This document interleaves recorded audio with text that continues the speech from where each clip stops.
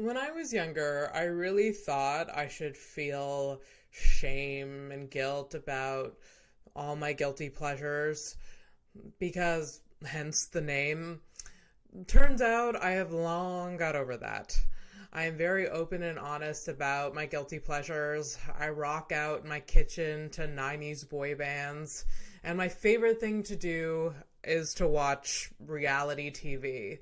It's such garbage monster theater, but oh, do I love it. People complain about it because it's overproduced and edited, but I think it's just right. This addiction to these shows, yes, I said addiction, has gotten so bad that I rarely watch anything else. It's as if my brain can't focus unless there's some fabricated tension between someone named Stacy or Micah. I know where it all started. It all started with my love for rom-coms in my young life. I would rewatch all and so many cheesy teen and adult rom-coms over and over with my younger sister until we knew all the words that we could reenact it together. My mom didn't mind us watching PG-13 movies before we were 13, so I grew up watching Freddie Prinze Jr., Julia Stiles, and all the other actors that you don't see on screen anymore. I was 9 years old when I watched Julia Roberts play a hooker and fall in love, and it was relationship goals. When reality shows became a thing and more popular, my mind exploded with real people and fake real problems. The Bachelor, Big Brother, Survivor, Laguna Beach literally altered my DNA, and not in a good way. This may make me less of an intellectual, but I can't stop. I won't stop.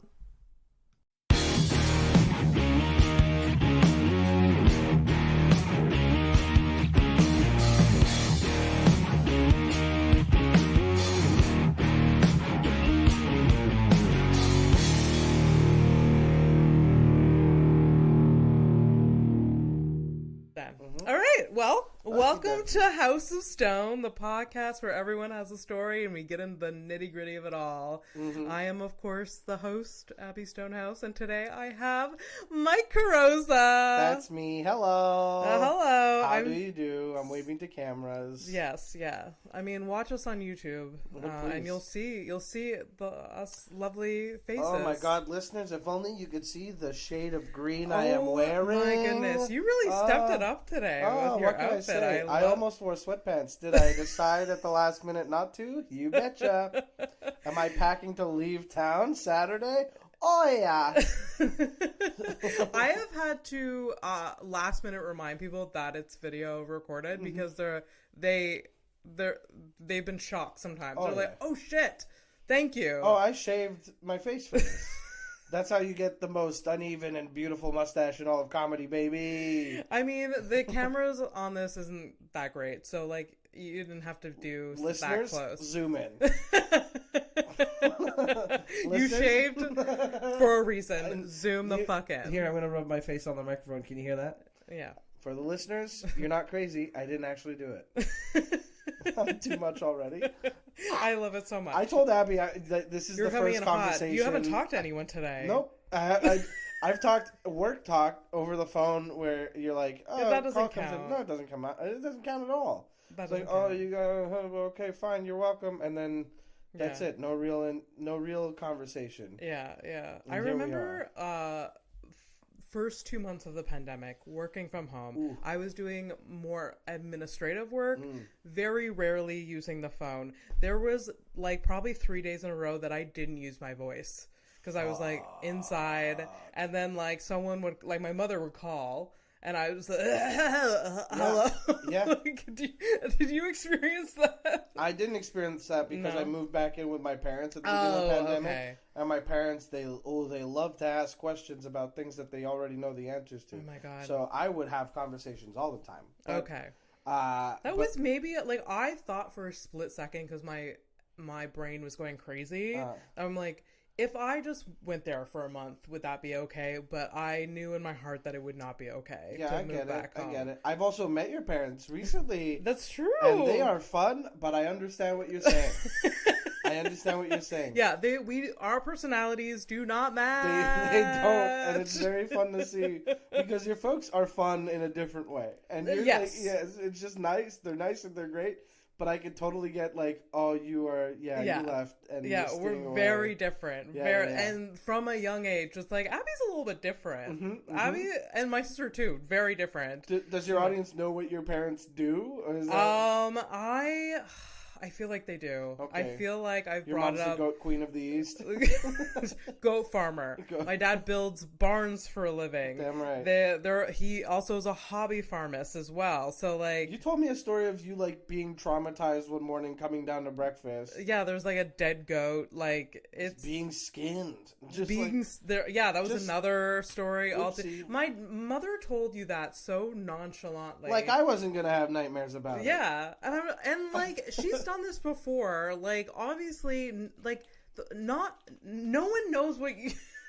No one's not sensitized to this. I mean, you know what? Maybe she could sense I like the Saw movies, and that's like close enough. You know. I mean, she just filter herself a little bit. I was fine with it. But... She also, I think, she was telling the story to like get a laugh because, like, look at how I traumatized Abby or whatever. Traumatized my daughter. Isn't she a weakling? Isn't this so funny? Oh God. Yeah. Yeah. I mean, it was a funny story because it ended with you being like, "This is why I'm going to need therapy in years." Yes, like, exactly. Yeah. There's that and so many other things. Mm-hmm. And I'm also a vegetarian now. Not mainly because of all of that, but it's just like, you know what? I just can't. I can't. Yeah. I can't. I've just been exposed to too much. I'll tell you what. Of that. I'll eat so much meat.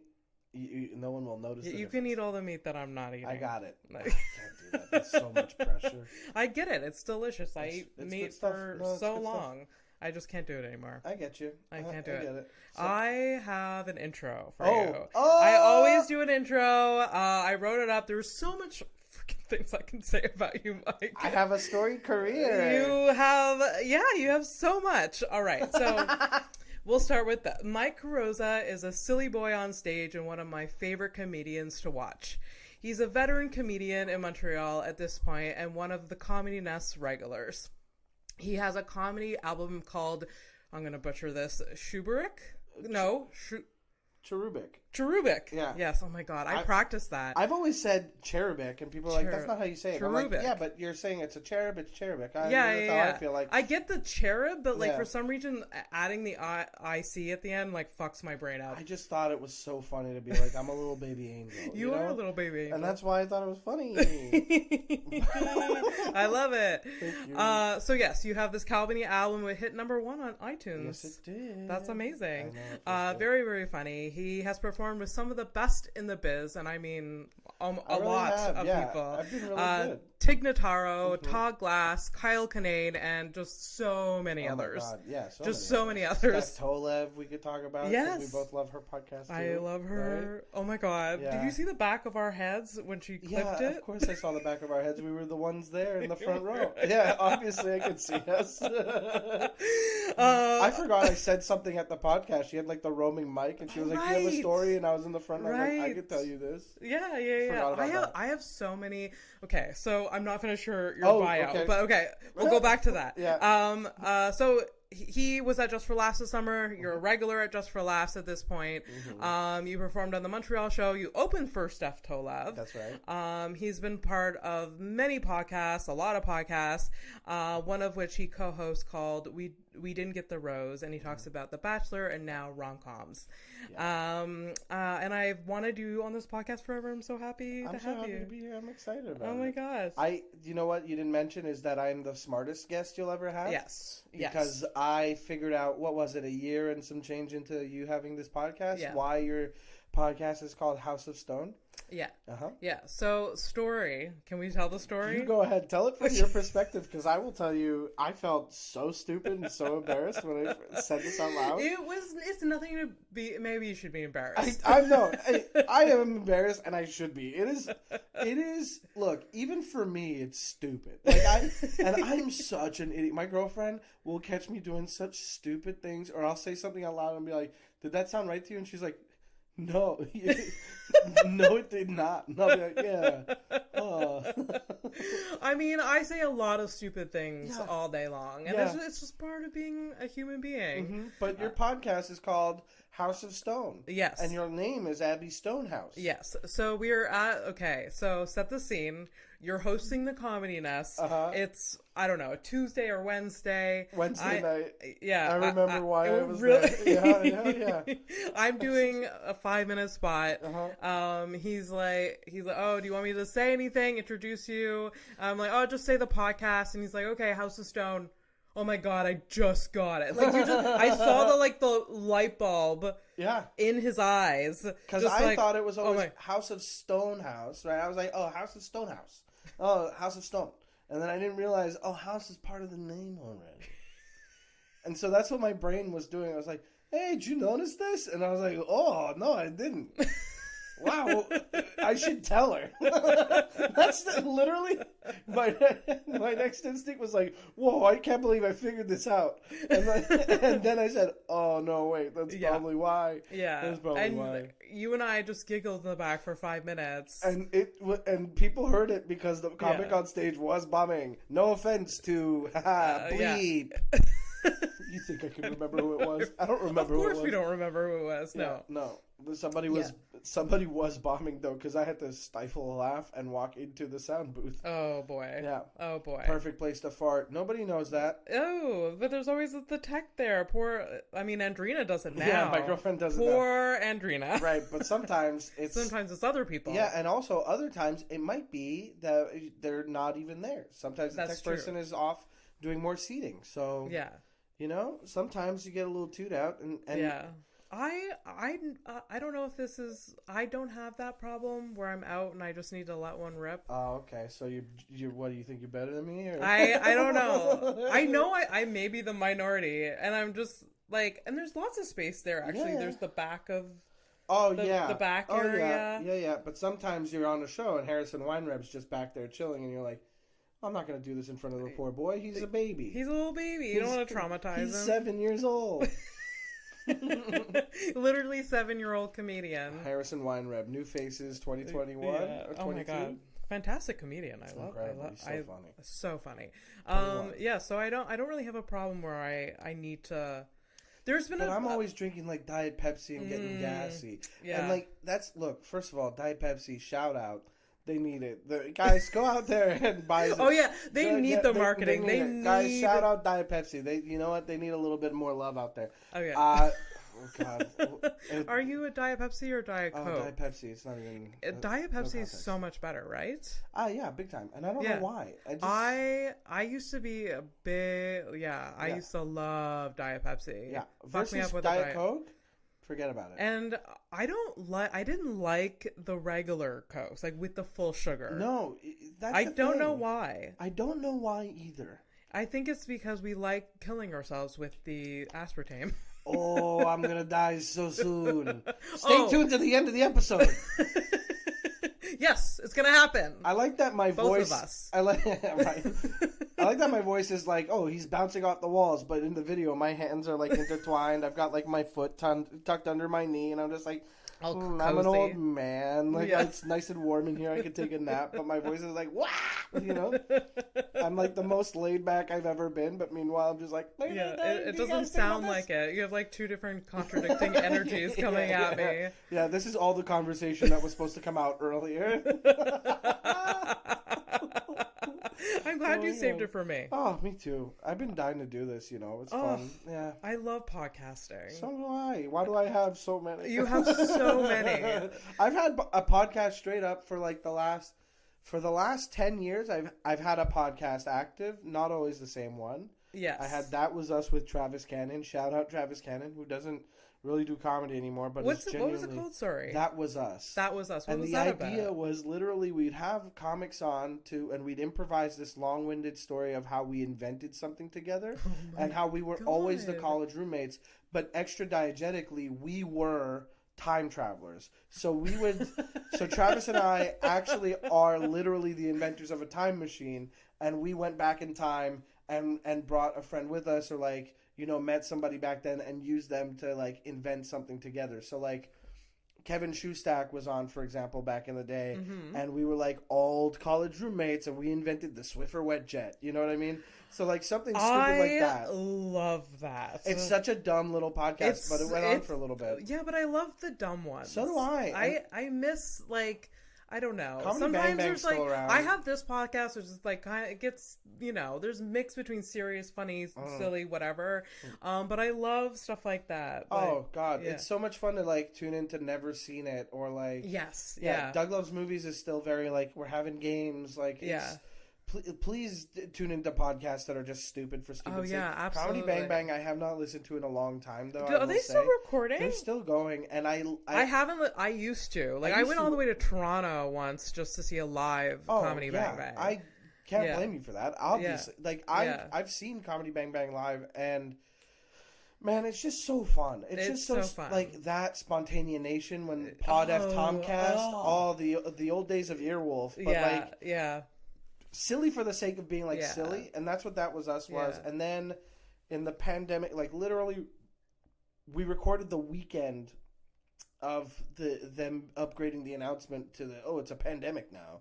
My buddy Alex Kalenko and I started a podcast called Bummer Boys, which is stylized like an old hardcore band. So it was like X Bummer, X Boys, X, and we would bring on a guest and we'd talk about songs that made us sad that week. So we'd each pick a song, and we'd have everybody listen to it. Okay. And we would talk about songs that made us sad that week. Yeah. But the idea was to like, we were living in Toronto. Yes. And we would have a bunch of bands come through and like do an episode with like each of the members for like a while. Yeah. And comics, of course. But because of the pandemic, we were you couldn't. So we went to Zoom. And then we did like 70 episodes together. Yeah. And it's actually 69. You get the haha whatever, but I didn't want you to have that.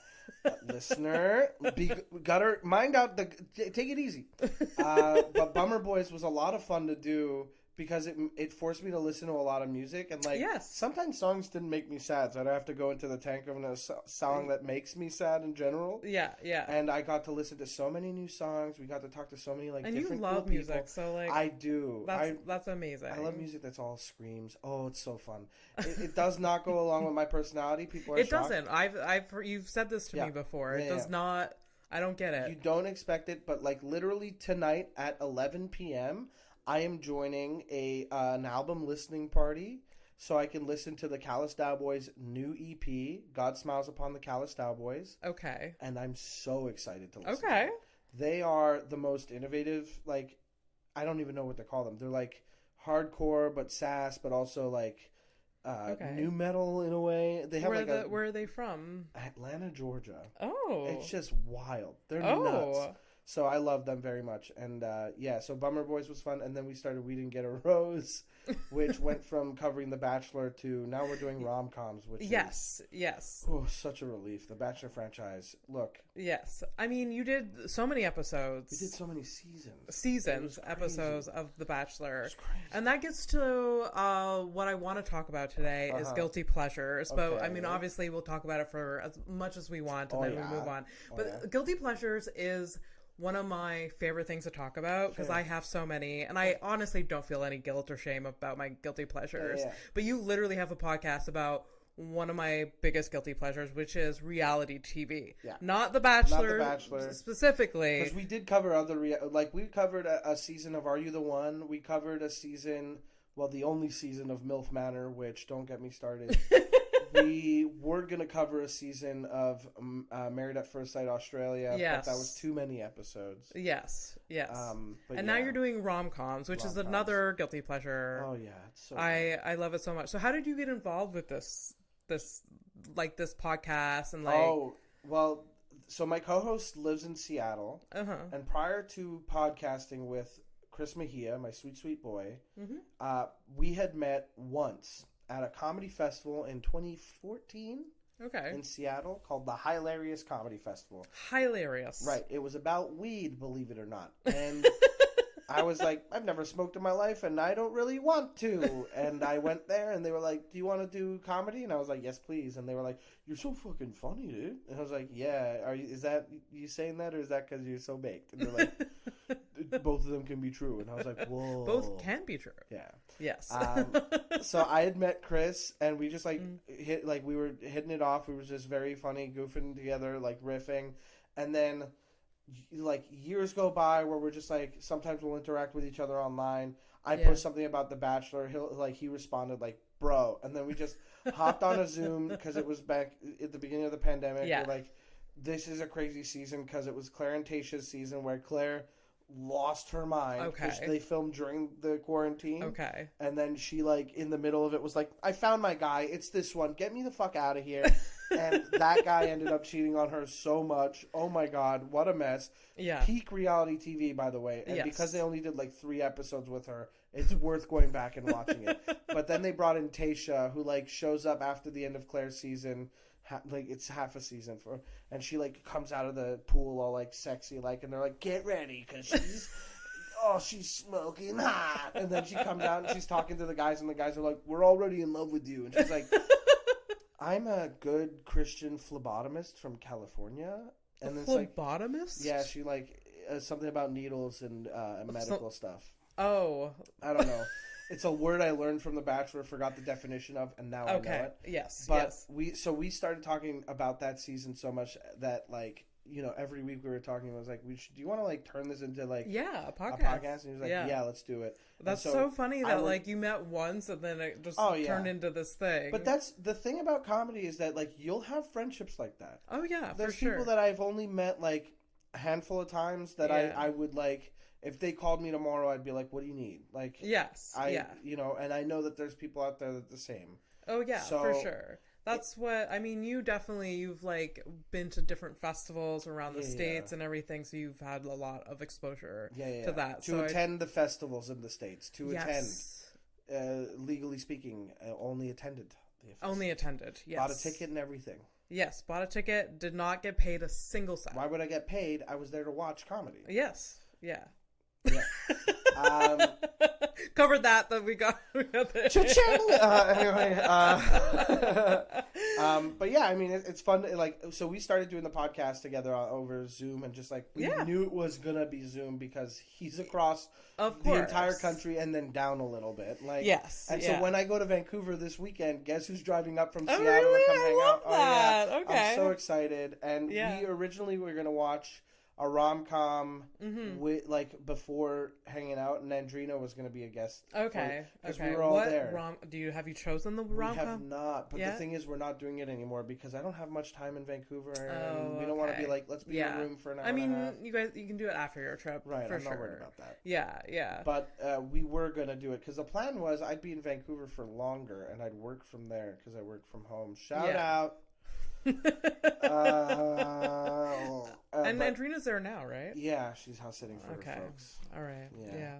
I'm glad you're doing rom-coms now. Like, that just opens a whole other door. I mean, The Bachelor, like, they're still filming. They're still doing seasons, but I'm Bachelor sure that in Paradise is airing now with The Golden Bachelor. It's 2 separate seasons of The Bachelor happening concurrently. See, I need to get more versed in Bachelor Nation. Do you need I do. It's just, I know I would be sucked in. Like, any reality show I watch, I am like the Love Is Blind franchise. The one I can't get into, and I don't know. I don't know. I am so obsessed. I can rewatch those seasons. That's how that weird. Boggles my mind. Yeah, it's weird. I don't think I'm. I think I'm the only one. So here's the thing about Love Is Blind. I love the pods. I think the pods are fun. Yeah, but I have yet to find anybody but like of the like 30 people I've seen in the pods in like the 2-3 season I've seen. Yeah, there's like 2, 3. No, wait. There's the first couple in season 1 that I liked. Yeah, and then there's like two other people separately, not the people that they ended up with, like two separate people that I'm normally rooting for. It's like that. You're normally rooting for an One individual, but that's not the couple. But that or sucks so much. Or you're into the conflict between some other between two couples, or between a person in this couple and a person like because he's like, they were the other option in the pods. Exactly. But I'm so into it. See, I can't care once they're out of the pods, first of all, and then secondly, because here's the thing, right? The reality shows I like and still keep up with, because mind you, I was a Big Brother fanatic for 20 years. Okay, yes. I've since dipped off. I can't. Yes. I've watched The Bachelor for many years. Yes. And dipped off, came back to it, watched Bachelor, Bachelorette, Bachelor in Paradise. Yeah. Taking a wee break. I have watched all of Hell's Kitchen and will continue to do so. That show is Hell's very Kitchen easy. slaps. It like fucking Gordon rips. Ramsay. Go Ram Ram. Go Ram Ram. Go Ramsay. So good. Dr. Go. There's something. There's something so good. I know, like, reality shows it's often just like the same, the same thing every episode. But Gordon Ramsay, it's the same thing every episode. There's always like this, like, we know what to expect, but I still fucking love it. I can't cook worth shit. And still, I'm watching these people like, he's undercooked the pork. I can just tell. You're like, how do you have opinions? How do I see that there? But in front of me, if I were cooking something, I'd be like, oh no, I overcooked it, and it's like, nope, no, I didn't. Or like, oh, this rice is ready, and it's not at all. The same thing with like, what's the show? Nailed It with Nicole Byer. Sure. Like, I literally, like, they'll give instructions and I can fucking do this. Like, I would convince myself, but no, I would be the worst. I would buckle under the pressure of the time. I would just like. I would love to see a reality show of people. Have you, like, the casting call is just like, have you ever been watching a reality show and gone, I can fucking do this? Yeah. Well, come on down, baby. It's time. It's time. It's your time to shine. And so the people who are actually deluded into thinking that they could, and are actually, like, the people who actually could, they get first round one of casting gone. Get out of here. Yeah. What we want is people who, like, can barely just do it. Yeah. I'd watch the shit out of that. Oh yeah. It's like that, man. Wasn't there? There was this awful prank show. It wasn't a prank show per se, but the whole show was a prank, because at the time it was American Idol was like the big thing. Yeah. And then William Hung popped off because of that. Yes. And then somebody was like, what if we did an entire show where we're saying that we're looking for the best singers, but we're actually looking for the worst. I vaguely remember this. Do you remember the name? I want to say, like, it's American Dream. Okay. Or, like, American Singer USA. Okay. Something, like, stupid and crazy. Okay. And the judges, like, had to not laugh, which would have been so difficult. And how far did they go with these? They had a finale.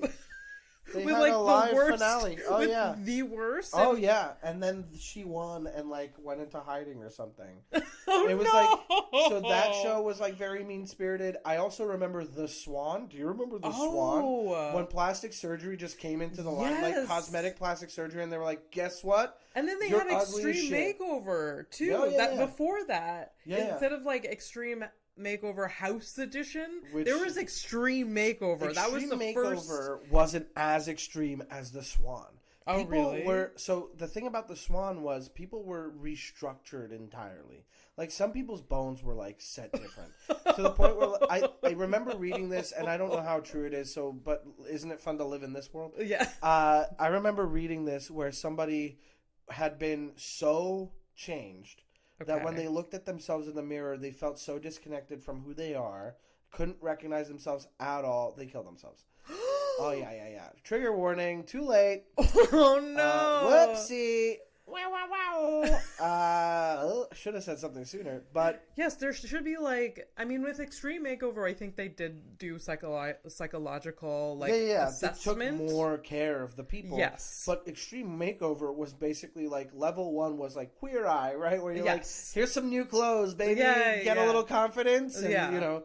But then Extreme Makeover was like, there is a little bit of a cosmetic element if you want. Yes. They're like, yes, I do want that. My Some nose of them pisses had me off. extreme work done. Definitely. But they were like ready and wanted it. You know? Oh, for sure. I don't remember about the Swan. I just remember something about it being like, it felt mean or spirited. Like it was like the whole point was because you were you were an ugly person. The you Swan were implies told you were ugly. Calling it the Swan is a call to like the ugly duckling. Like that's what it is. The ugly duckling is not a duck; it's a swan, right? Like the whole deal is like you are so ugly, that we're referring to you by this children's tale. So, how do you feel about being so ugly that you're like a cat? Like, how do you feel about that?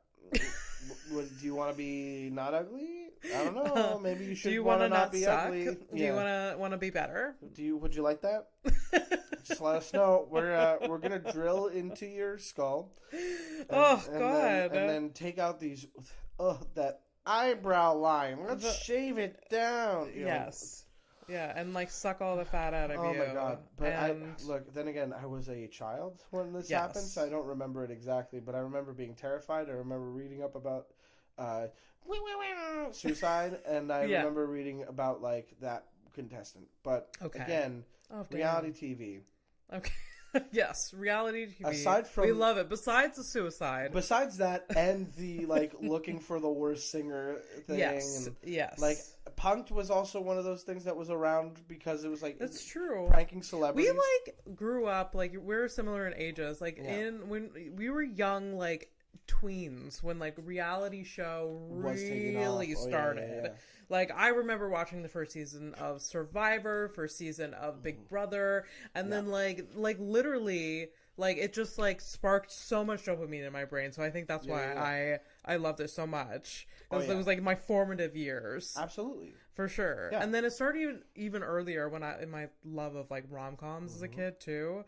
My mom didn't have an issue with, like, my sister and I watching like PG-13 like rom-com movies. Sure. She didn't want us to watch horror films, but if it was PG-13, a little bit of nudity, she didn't care for some reason. Or toxic relationships. But don't you dare watch a horror movie where somebody's fighting for their lives and getting out of it, and also move stuff off the table. I've got to skin this goat. Yes, exactly. Yeah, I don't know where her priorities were, but that is a wild dichotomy. Oh yeah, absolutely. So my sister and I love rom-coms. Love it. Rom-coms, if you just surrender to them, yes, you'll have a great time. Like I made Mike watch watch Shaka-La the other day. Oh boy, have you ever watched I Shaka-La? have not. See, another part of this podcast, pivot to rom-coms, is that my co-host and I, Chris and I, we haven't watched a lot of them. So this is like the start of the rom-com series is you like exploring rom-coms. To an extent. We get people to come on and talk about ones that they want to talk about. But to like our first guest in this new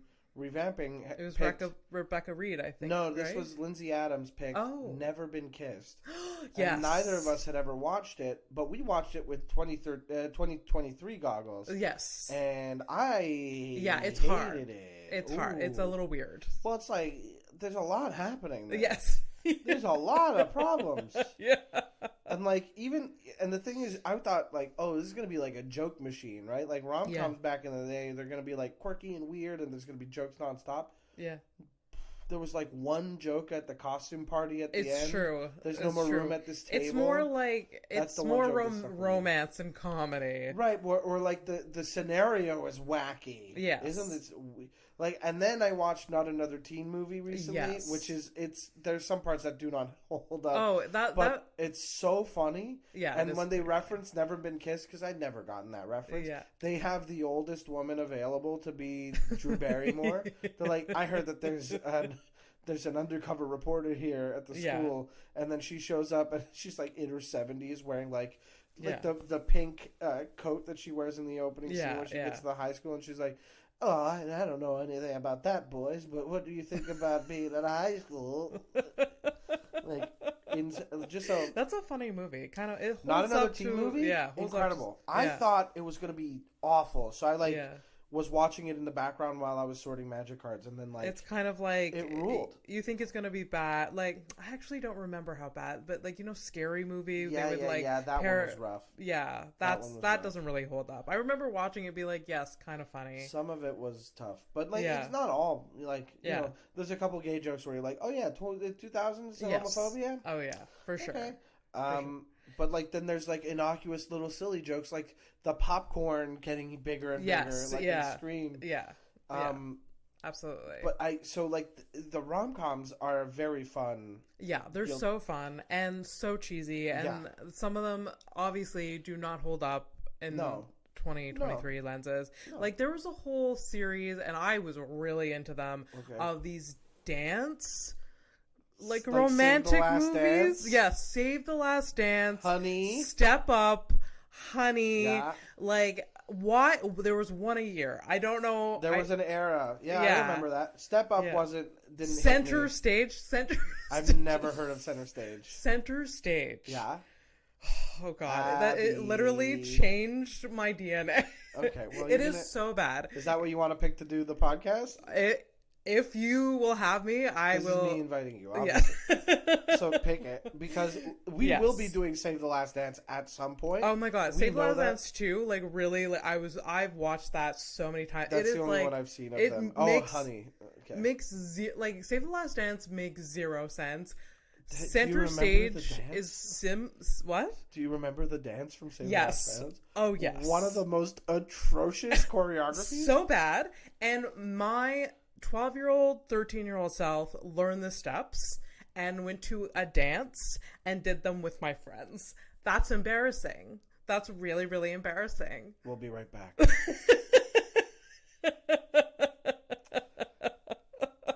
Yeah, not good. Not good. God. But Save the Last Dance does not make sense. No, it literally perfect though. It's so funny. It's so to look at it now and watch it now and be like, wow, okay. Yeah. We were having a weird time back then, weren't we? Yeah. And also, but Center Stage takes it, it's even more weird. It can't, you think you wouldn't get any worse than Save the Last Dance than Center Stage, it makes it even weirder. Okay. Yeah, it's just like. I can't wait.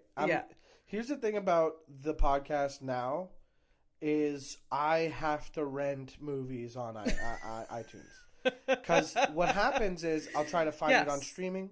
Yeah. Nowhere. I try to download it illegally, and nobody's got it. Yeah. You're not going to find any DVDs anywhere for less than like $35 because people are crazy online.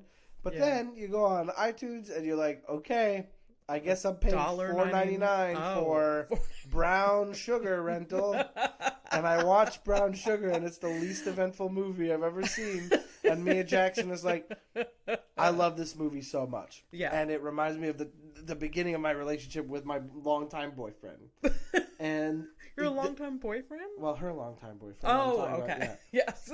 Mia Jackson was a guest on that episode. Okay. And she, honestly, that episode, we got heated. I got heated. I started defending. I did like a character study for these people. Okay. In the movie, and honestly, shocked because the movie so little happens. Yeah. It gives you so little to chew on. Yeah. And yet, I was moved. And that's what you want. That's what we want. Brown Sugar is such a hotel movie in the middle of the day. I don't think I've seen Brown Sugar. Honestly, if you're ever in a hotel in the middle of the day and it's raining outside and you don't have anything for a couple hours and it comes on the TV and it's like it's free and it's just there, do it. Enjoy it. Am I going to tell you to rent it on iTunes? I don't think I will. But that's very specific though, Mike. Like, if you're in a hotel room and it's raining. Yeah, it has to be a hotel room and it's raining and it's free on cable. It's free on TV. Yeah. You know, whoever you're there with is like, I want a nap. Like, you don't want to subject them to it. Like, it's a fine movie. Yeah. It's okay. You know what? I surprisingly love hotel room cable TV. Because you don't have to make the decision. There's only 3 options for you. There's only 3. And it's one of those shows so relaxing about it. Especially if you're like, you know, you've already did your things for the day. You don't really want to take part in the nightlife and that, I don't know, on that day. And you're just like, let's just like watch TLC for 7 hours. Order like room service or like, you know, take out or whatever. And yeah, that's such a good feeling. I will say, the last time I was in a hotel for an extended period, couple of days. What am I fucking? The night before I had to leave, and I was packing, so like, and I was trying to stay up all night so I could make it to my flight early. I just watched on my laptop instead of the TV so much, and I'm bringing it back to reality TV. This is why I'm going to this. Okay. I watched so much RuPaul's Drag Race. Oh yeah, so good. Yeah, RuPaul's Drag Race. If we're talking, there's no guilt to it. Well, there is, because RuPaul, be better about the fracking. Okay. Wow, look at me coming after. You'll never hire me. So fun. It's the best show on TV. It's so good. It's the best show, and I mean this. Okay, hold on a second. Wait a second. Married at First Sight Australia exists. Okay, RuPaul's Drag Race is among the best shows on TV. Yes. And it's so much fun. So much fun. So much love. And it's the same thing. Yeah, so much love, so much fun. It's the same thing. It's very repetitive. Sure. We know, there's the different things in every episode. Yeah. That's what I love about it. And yeah. And it's just so colorful. People are so creative. It's beautiful. There's often conflict, drama. The drama is amazing. Love, and it has it all. I mean, then there's also like not for nothing, I'm not a gay man. I don't know the life of a gay man. And then you watch this show, and they'll speak about their experience in different parts of the country, and just like you get to learn a lot about that community that. You know, there's a lot of hardships, obviously. It's just so great to I don't know. I started the show not knowing so much. I learned a lot. And then I'm also now I'm watching, I'm like, oh, she's never going to make it. She's got a mermaid cut in this challenge. Oh my God. You can't walk the runway. It's the same thing with Hell's Kitchen, where you have strong opinions. Like, oh, honey, what were you doing? Why did you choose that outfit? The difference is you with Drag Race, you're like, oh no, I think we got a Honey Davenport and Honey Mahogany and Vivian Panay moment on our hands, versus Hell's Kitchen is like, they're doing pizza oven tonight. 3 people are going home. We gotta get ready. So he's setting both kitchens out. Yeah. I love it. You get into the ride of the show, right? You get into the whole formula. You get to know the environment well enough. It's so good. It's very fun. I didn't realize that we were going to talk reality TV. Honestly, you were guilty pleasures, and I didn't even think about reality. What is your biggest guilty pleasure? What would you say, other than we talked about whatever? Yeah. Well, that's the thing is reality TV. 100% is the guilty pleasure. Yeah, because it's either that or, and I don't even consider it this. Magic the Gathering is a thing that I play and have played for most of my life at this point. And I feel like I write about it online. I know 2 things about. Well, I know more than 2 things about you, but you love Magic the Gathering and you love comedy. Yeah. Oh yeah, comedy, magic, and then let's go ahead and say the Saw series. The Saw series. Yeah. Okay, didn't know that. Yeah. Oh, and I love screaming music. 2 things that people don't think of when they think of me. Yeah. They should though, because it is. It's so funny to me because I'll do Never Seen It every now and then, or I'll listen to it and then Saw will come up and they'll be like, let's call up Mike and find out what he has to say about this, or there goes a text from Mike. I can feel it coming now. You know, so the software. It's a huge joke at this point, but it is very like me to be like. I have to get this task done tonight. Let me put on a Saw movie in the background and get it done. Really? Oh, yeah. Why? If I had an answer, I'd tell you, but it's just I remember them coming... How many Saws are there now? 10. The latest one came out a couple weeks ago. Really? Yeah, last month. See, I lost track after 3, I think. Oh, it makes sense because the first one, great. Second one, still great. Third one, okay. Fourth one, all right, I like this better than the third one. Fifth one, you're like, come on. Sixth one is the best. It's among the top. Really? Oh, sixth one is really, they pulled really it good. together. They really did. Sixth one is really, really good. Okay. People don't give it enough credit. The seventh one is one of the worst movies. And it's so funny. It's got a scene that makes me laugh every time. Really? Oh, yeah. Because they have to bring in a new... Like, everybody's dead, so they bring in this new, internal affairs detective who's, like, in charge of... like, he has to take care of Jill Tuck, who's John Kramer's wife. John Kramer, the Jigsaw killer. Surprised? Okay. And so he brings her to a safe house. And he confronts her about her putting... one of Jigsaw's apprentices in the reverse bear trap, and he goes, one of the worst actors ever in the history of ever acting in this scene, he goes, he was like, you recognize that? This was found at this place, and your fingerprints are all over it. When you told me he had it out for you, he didn't tell me it was because you tried to kill him. You're crazy, you know that? Crazy. I knew the second I laid my eyes on you, crazy. Crazy. You crazy. All right, crazy. Look, you're going to have to hold tight here, and we're going to make sure that, until we figure all this out. And then she's like, well, isn't he going to find me here? And he's like, Jill, it's a safe house. Safe house. Safe house. No one's going to find you here. It's a safe house. Yeah. Safe house. And then in comes another detective working with him, and she comes in with a DVD, and she's like, this just got here and it was addressed to Jill. And he's like, fuck. It's just like a perfectly comedic beat. And it's like not meant to be. They are dead serious. It's all in the darkest wash. Genuinely, like the acting falls off so hard. But then you've also got Chester Bennington, rest in peace, of Linkin Park in one of the traps. And he's screaming his ass off. It's great. Okay. One of the good moments in Saw 7. But truly... Then you have Jigsaw, which we won't talk about, and then Spiral from the Book of Saw, which Chris Rock filmed a scene across the street from me in Toronto. No big deal. I live. My old apartment is in the movie. Oh, nice. What's that? Am I? Are you famous? I think so. No. I wasn't even there at the time. My roommate had to send me a picture of Chris Rock outside our building because I was in Montreal for Just for Laughs Festival. Yeah. I was invited back. My show, Figure It Out, was in Just for Laughs. Who, me? And then the new one, Saw 10, came out at the end of September, and I went with a couple comics in town. Okay. And it was really good. Was it? It was really good. It was so comparable to 1 and 2? 1 and 2 and 6? Yeah. Oh, yeah. It's among my favorite. Yeah. Okay. It was really good. It was very serious, which is good because the first and second one were serious and they were good. Okay. But, 6 was like some fun to it. 7 was off the rails and taking itself seriously, but nobody else did. Saw 10 comes back to... Like it's like a mid-quel, they say. It's like it's not a prequel, but it's like in between Saw 1 and 2. Okay. Anyway, there was a trap in there that I literally almost threw up at. I'm not even kidding. I know. I've seen a lot of shit. I can't watch.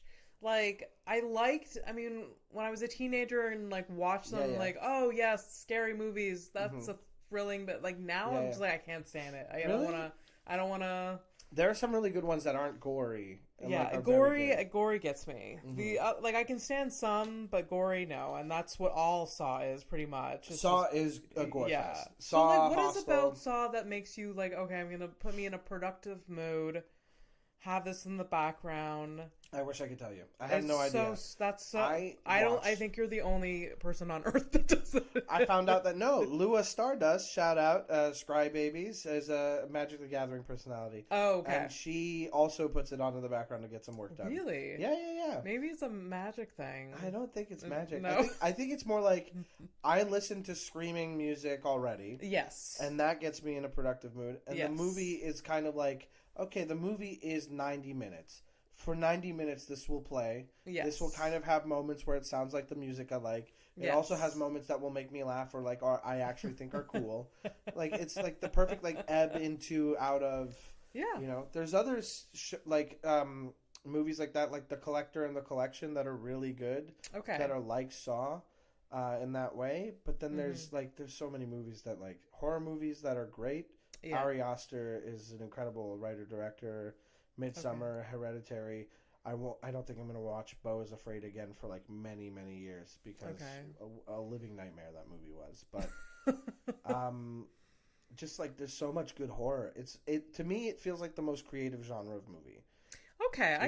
I can kind of get there. I think I'm just like it's just not my thing. I really like Cabin in the Woods, but like I think everyone, everyone liked that. It's just because there's like it's a black comedy. Yeah. As comedy, there's like more layers to it than just like people just getting chopped up or whatever. I think I appreciate the fuck out of that. I think that it's like if you can find a good.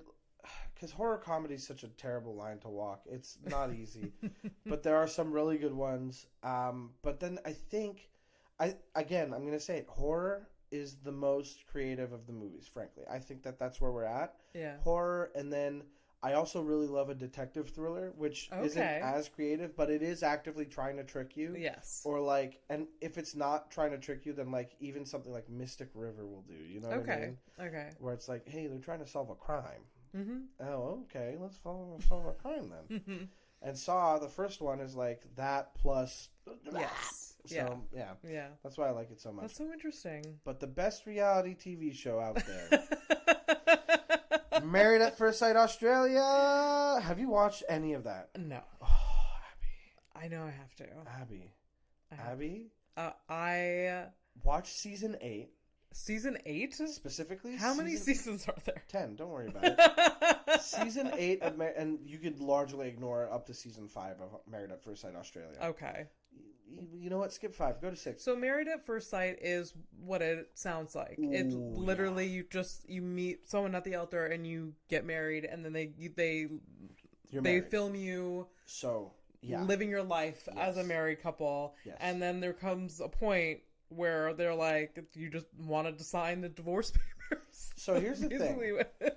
In Australia, by law, the marriage isn't real.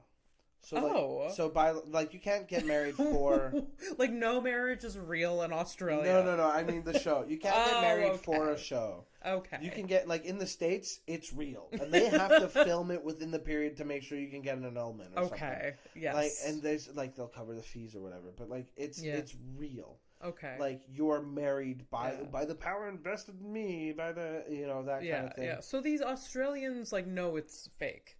To an extent. Some of them really do, others don't. Like others are really giving it. But Married at First Sight Australia. Australians, first of all, they don't give a fuck. It's crazy. It's so good. Some of these people are out of their minds, and some of these people are just like they're so good and so sweet, and others are just like walking, talking mounds of garbage. Okay. And the drama that comes out of it is just so good. Okay.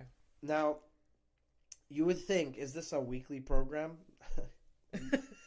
Yes, of course it is. But how many times a week? The American one is once a week. How many times a week? That's the question. I'm going to get there. The American one is once a week. Yes. Australia, 4 times a week. What are you? Is this a soap opera? Abby, ask me if that's enough times a week. It's not enough times. It's not enough times a week. That's how invested you are. Let me explain. Thursdays, while the Married at First Sight Australia, while it is on the air, my girlfriend and I would watch an episode at lunch every day while we were working. At lunchtime, we'd be like, "Do you want to set up MAFS? Okay, let's do it. We'll watch MAFS." Every day. And then Thursday morning, we would wake up and we'd be like, why does today feel like it's going to suck? Oh, because there's no MAFS. There's no MAFS. Sunday, Monday, Tuesday, Wednesday, there's MAFS. And then Thursday is a terrible day because we don't have MAFS. And I mean it. Because Married at First Sight Australia is structured as such. I'm literally going to go watch it after this episode. So good. I know I'm going to love it. It's so good. I have to spread out a little because it'll be the only thing I watch is reality shows. Fair. So like that's why I hold back on something. No. I was like, I don't need it to just take over my life. The thing is, this is a show you can have in the background, and then when you hear something suck you in, you're like, hold on a second. Yeah. So the show starts off. First of all, I say Thursday. I don't remember what day of the week it is. Okay. It might actually be like Friday to Monday, and then the rest, or like. But it was during the week more so. But either way, Okay. The idea is that the show starts, and so the first couple episodes are wedding, like 2 weddings in one episode, and then you get the reception in those episodes, and then the next episode is 2 other weddings and reception, and then the next episodes are they're on their honeymoons. And so you cut to each couple having a honeymoon, and then they get the honesty box, and they get to ask questions and stuff. It's fun. Don't you knock it. Oh my God, I'm so excited. And then so the beginning is a little slow because you have like the first ever episode is them doing like a buck and hens night, right? Like it's their bachelor and bachelorette parties with each other, and they're meeting each other, and they're like, oh, I wonder who's gonna be with who. And I love that they're Australian. I bet that's the so most funny. Delightful Some part of them with the accents. And like, we talk in Australian accents at home all the time when this is airing. So the episodes, like, you'll start with a buck and hens night, and then you'll end up with like the experts pairing up who they think will be good matches, and that's all great. The weddings, the reception, you're fleshing these people out. Some of them have really bad drama. Some of them are like, this is like, some of the pairings you're like, this is a TV pairing because it's going to start some shit. Other pairings are like, you believe in love. And then ultimately the best thing is during the week when you're into the season, you have one episode where some of the couples get to do something like it's a themed week where it's like everybody does what one of the partners wants to do. Yeah. And then the next episode is like the other half of the couples go through that. And then the best part of the show, every week there's an episode where there's a dinner party. Yes, the dinner parties for all reality shows, any dating ones, there's always a problem. They all show up couple by couple. Sometimes if they're having an off week, some couples will enter separately, and that's how, what happened? Yes. It's like, oh my God. And so the dinner parties, like, you'll have this like cocktail before, and everybody's talking about what happened that week, the drama, all that stuff.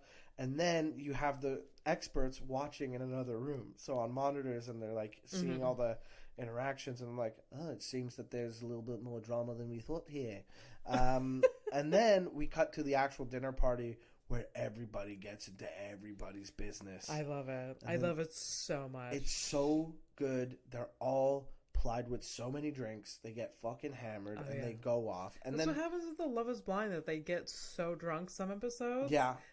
And they get into each other's business, and then there's that's fun. People that are like, jealous of each other because they ended up with someone that they liked, and it's the best. But I don't care about those people. Yes. That's the problem here. I don't care about those people. I don't have a person to like root for, and the one person or like the one couple I like, they're not in anybody's business, and I'm just like, that's good for them. It's so true. And also when people were like, Shake's the worst, I was like, what, you guys, whatever. This guy, whatever. This guy sucks, but like he's clearly looking to be a heel in time for people to be like, we hate him, and like he's gonna go towards DJ shit. Oh, absolutely. Like, and meanwhile Shane's like, you joke too much. I should have picked Shayna. The clues were right there. Instead, he picks like a adjusted girl who's like gonna roast him a little bit, and he has a problem with that. Oh my God. Fuck that guy. Fuck that show. Married at First Sight Australia. After the dinner party, the next episode is, get this, group therapy. Oh, yeah. My God. Okay, say no more. They do say couples no more. therapy. I'm watching it. They do couples therapy with the 3 experts in front of everybody. So they'll be like, next up, coming to the couch. Is that a real therapist? Because it can be, because that's not ethical. I mean, she would lose her looks, or he would lose her. I mean, they agree to it. They agree to it. And they could do like therapy retreats. It's fine. It's part of the agreement. Legally speaking, I bet it's okay. But the point is, that's like, I need it to be okay because I can't have that to stop. So here's the thing about these therapy sessions. You realize just how bad the experts are at their jobs, because they'll hear somebody being like, well, I felt pretty gaslit this week.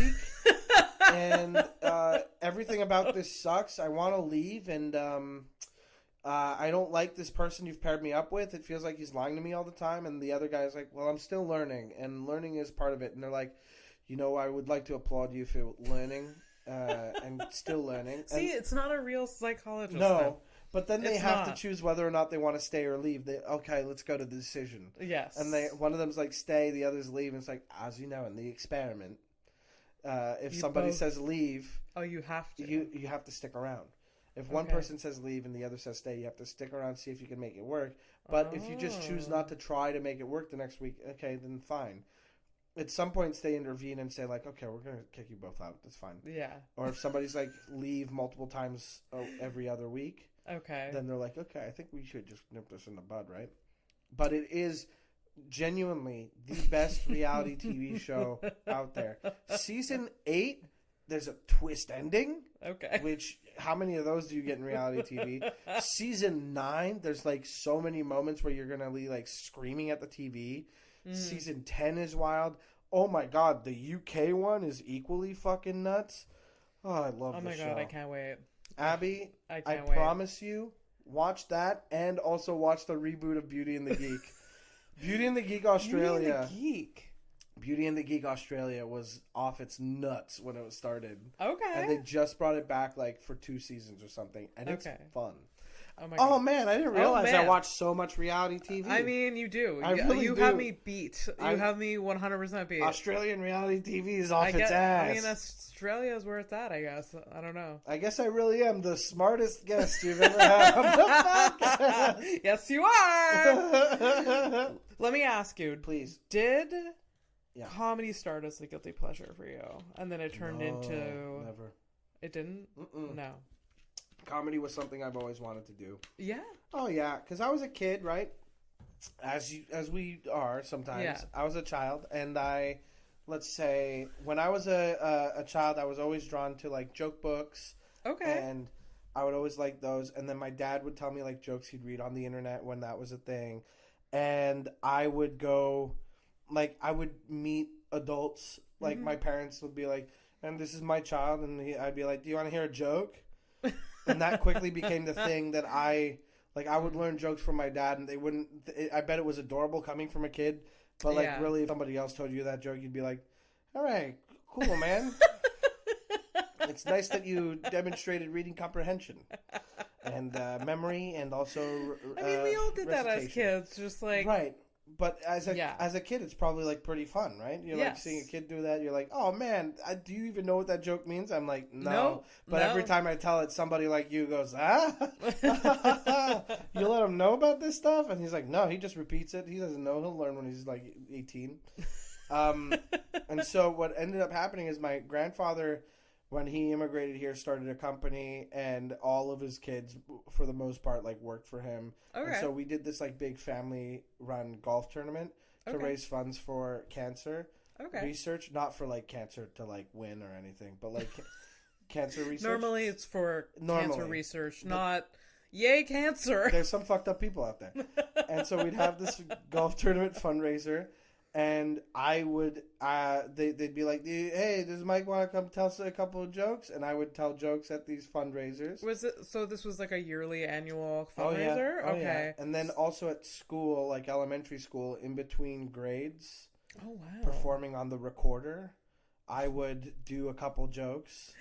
So you started like when you were like elementary school. Oh yeah, the first like Christmas entry that came over. And did you write them, or was it just no? This was just repeating jokes that you read. Yeah. Okay. When did you start when did you get like, okay, this stand up is high school. Okay. High school I started writing jokes and like sketches and stuff. Okay. And trying to do like sketches during I was music primarily. I used to like play in bands and stuff, but then I would like write. I would have a lot more fun writing the stuff I would say in between the songs, or like this is a shorter song, but I can play this on the guitar and it sounds nice. But what if I talked over it? Yeah, and like did a couple jokes, and then that happened. And okay, when I turned 18, I was like, well, they have to let me in the clubs now. Yeah. And so I took a long time to get to it, but eventually I was like, let me try. So you started watching comedy, right? Well, I did that too. Yeah.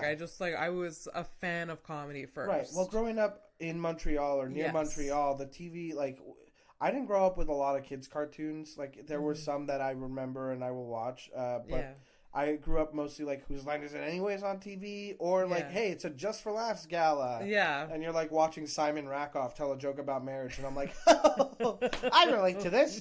And but then like I for sure have like an old math notebook from when I was a kid, doodling, doing homework in front of like the TV and writing down Mike Birbiglia as best as I can, or like trying to remember Bill Burr or Maria Bamford from watching them on TV. Yeah.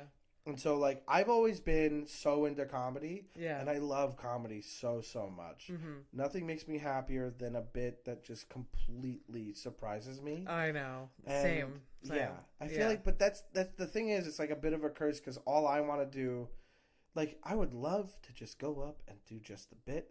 But then in my back of my mind, I'm like, oh, how do I make this, like, crazy? Like, how crazy. do I, like, all I want. Just to surprise the audience? Oh, or... I would love if every show I did, if I could have like a team, if I could have like somebody running lights or doing sound or like a couple people planted in the audience to do bits with. I mean, one day you will. For sure one day you will. We see comedians that it is produced. Right. The shows. Right. But I think like at the level, like I'm working on something. But the idea is like, man, it would be so funny to like, you know, I at one of my showcases, I hadn't had a chance to do a lot of these bits before, but like one of my showcases, I was like running it with the sound guy at the Nest because that's where I was showcasing. And the idea was like at some point, I'd be like, oh, my stomach, I had a bad day today, so don't mind me if I stumble on my words. My stomach's messed up. You guys want to hear that? And then I'd hold the microphone to my stomach, and it would be a recording of me at another show, but pitched up. And that I do a joke in there, and then the joke ends, and I go, "That was weird, right?" And then that gets a laugh, and then later on, I tell another joke, and then I do it again, but this time the stomach is doing my joke I just told, and I confront the comic in my stomach about being a plagiarist, and have a whole argument about it, and then it ends with me being like, "Okay, wave to everybody, we're saying bye," and I'm like, "Are you waving?" And my stomach goes, "Yeah, I'm waving." And that makes me laugh so much. I love that bit. There was a bit that I've been trying to do for trying to do for like 6 years that I finally got to do this summer. Okay. Which involves a friend.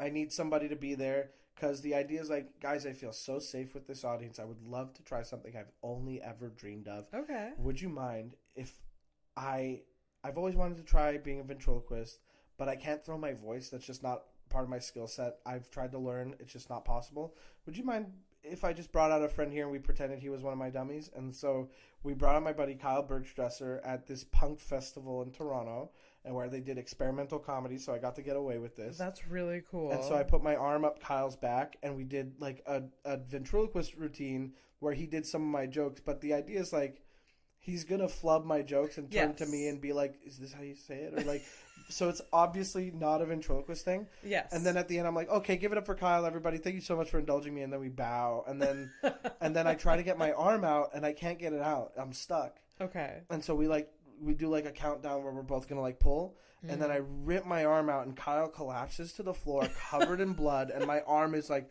completely drenched in like this blood. And I just... That's so... did it work? It murdered. It was so good. And then this was the week that Trudeau was like, I'm getting divorced. So I was like, hey, wouldn't it be weird? Is Prime Minister on Tinder right now? Or, okay, bye. And then I left the stage, and as I was leaving the stage, I passed by the host. I was like, we're going to need somebody to clean that up. And then Kyle just like stayed writhing on the floor until the end of the show, and I was the last one, so thankfully... That's really funny. But it was like fake blood on a wooden stage. So we like, the show ended and we were like, mop, everybody get a mop. Yes. But I finally did the bit, and it was like, that's the kind of stuff I want to do. I want to do that, and then just that's so cool. Right? Yeah. I want to do that and then like ignore that happened and then move on and be like, so now that's a bit that you can remember. I love that so much. It's almost like a hype it up version of like Mark Forward's like. Oh yeah, like he always, there's like so many elaborate but he's someone props. that I really admire in his comedy. I love him so much. He's very funny. He's very, very funny. So funny. We can talk about Mark Ford and another one a little bit. But I mean, I've heard. I've heard something. But yeah, he's incredibly funny and always has been somebody that I kind of like look up to for his comedy. Yeah, and I hope he's well. But he just throws like these surprises. Oh yeah, at you from left to right. Fancy hats. Yeah, so good. And so I mean, this past summer I saw his hour, and then the summer before he did 3 shows in a row, and every single one was different. Yeah, and I went to every single one. I think wasn't there on that? Not this year, not that year. there was one with a cow, and then there was one with like he was a the spacesuit. Yeah, I saw. Yeah. I was at that one. I wasn't on. I've done one of his shows, which was like nuts because you get on stage and there's all this stuff on the floor. Oh yeah. You're not. You can't be watching from the audience at that show. Like it's packed. You're like, oh, okay. Well, I wish I could have seen this. Yeah, yeah. But it's very much like that. I do want that so bad. I want to have a bunch of really dumb stuff going on, but then also like, you know, it's very tempting to just have like nothing to say and it's just stupid and there's nothing more to it. That's like. You know, and there's something great about that too. Yeah, yeah. Like literally, the latest joke I wrote is like, "Hey, you guys ever have a piss so good? It's like, what am I coming piss?" And you're like, and that's it. That's it. That's the one line, and I go, "You guys like that? Cool." Bop, bop, bop, bop. And there's nothing more to it, and I don't want to add to it. You can't. It's just sometimes the shorter the better. Right? Like there's no unnecessary fat to it. Right, but then it's just that's perfect stupid, and I like that. But I do want I want like. Yes. I have a bit on my old album, as if there's another one, on my debut album, Cherubic, number 1 on iTunes, also named one of the top 100 releases of the year by Comedy Bureau, not to brag. Shout out Jake Kroger. Yeah. There's a bit on that album about, like, a bear impression that I used to love doing, which is I do an impression of a bear waking up after accidentally hibernated, like it just went for a nap, but it accidentally hibernated. And just being like, whoa, it's March. And that's literally that's all the bit was.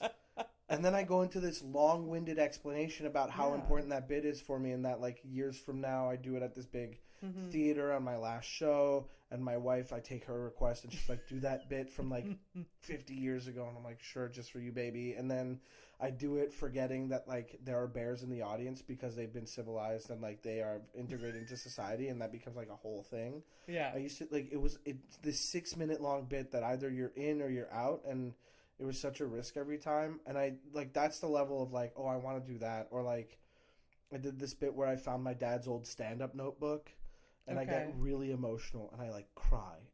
I'm so nervous to read it. And then I'm like, okay, let's read the first joke in this notebook from when he did stand-up. And the line is like, God, I hope I never have any kids. And that's it. And that's it. And I like literally the whole build-up is like, I'm crying. I'm like, yeah. And that's the kind of stuff that I enjoy. Is like, I want it to be. That's amazing. So dumb, and I want it to be so long. I want the momentum to build. I want so much tension in the room, and then I'd be like... There's something so great about the tension. Just, like, sitting in the tension. But there isn't any more. Like, nobody's letting that... It's so hard to do. It's so hard to get, like, stage time. People are because, heckling. like, oh, cool, we only have 5 minutes to do this. Oh, great. How can... Oh, yeah. What, am I going to do one bit and see if it's, like, the biggest risk of all? Yeah. And then, yes, the audience wants to talk more. The audience has been conditioned to tell us what they do for work. But I mean, it's not every audience. I mean, I have seen the clips with, like, comedians go, like, on podcasts talking about this, that, like, because there's been a surge of... TikTok crowd work? Yeah, crowd work clips that, like, these audience that don't really know comedy come to a comedy show and they're like, oh, I have to talk to the comedian. Yeah. And it's like, no, you don't. Yeah. But then there's, like, you know, the OG fans that know that, like, no, we'll wait to see if they want to talk to. Oh, yeah. Let's see what you've come up with. Yes. How about that? Yeah. This isn't like, it's not like Wayne Brady's up on stage. It's not like we're about to have, like, the most impressive improvised response that you'll ever see. Yeah. It's like, no, I came up here because I want to talk about coming piss. Like, I don't know what's so hard about that, you know? And it shouldn't be this hard. It shouldn't be this hard to talk about coming piss.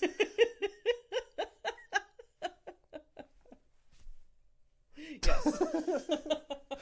Oh God, what are you gonna call this episode? Coming piss. Piss. You can't. The SEO is going to be atrocious, and also this is going to get flagged everywhere.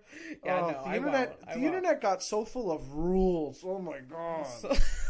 You can't say anything. Say anything anymore. Can't say coming piss. Where am I? What do I do if I can't say coming piss anymore? People have started having to censor the word sexual or like sex on TikTok or anything because then they don't get as many views. Oh, for sure. I know. Like, you get like... It's so weird. What? It's so... And then there is literal, like, I've seen literal vagina on TikTok, and like, oh really? Yeah, because they haven't taken it down yet. Oh, I see what you're saying. I get it. I don't know, Bam. slap, and then I'm like, that's still like, yeah. Anyways, anyway, you saw it on. It was on TikTok. You said. Maybe they're better now, but like in the past, like they've. Like, there was a time where, like, things would be censored and then other things would get through the fucking whatever. Anyways, I digress. Anyway. So the first time you went on stage, you were how old? Like, on stage as what I would consider being a stand-up? Or as, at a comedy club, I guess. At a comedy club, I was... Or a comedy show. I was, like, 18 or 19, I don't remember. Okay, so you didn't linger too long. I took a second with it. I think I was 19. Okay. I think it was 19. I'm coming up, so 2011 or 2010. But I'd have to look it up because the night that I started stand-up, it was at a bar where there wasn't normally stand-up.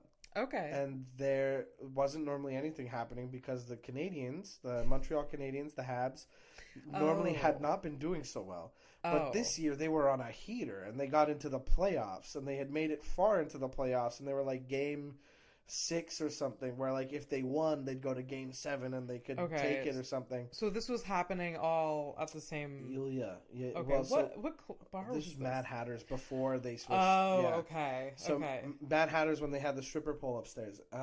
So that was there, and so there were TVs on. Everybody in the bar was there for the Canadiens game. Yeah. This also happened to be the game they went into double overtime. Okay. And then lost. So the mood was dour. Yes. Nobody wanted anything, and so immediately after they lost, the TVs get turned off. And then the show starts. And a comedian I've never seen again since goes up on stage and says, "You guys ready for comedy night?" And they're like, "What?" And I'm like, "All right, guys. So you guys know about that expression, hell in a handbasket?" Like, why is a handbasket going to hell? You know what I'm talking about? And I'm like, what the fuck? And like, I don't remember. I remember that line though. The thing is, that night, that whole day, I was so nervous. I ate so little. Absolutely. I was like, this could set the tone of my entire career. Yeah. I was like, this means I might not get on SNL one day, that. I remember, like, the day of my first set, I couldn't do anything. I just sat on my couch, I passed out. I needed to be fed carrots from the bar.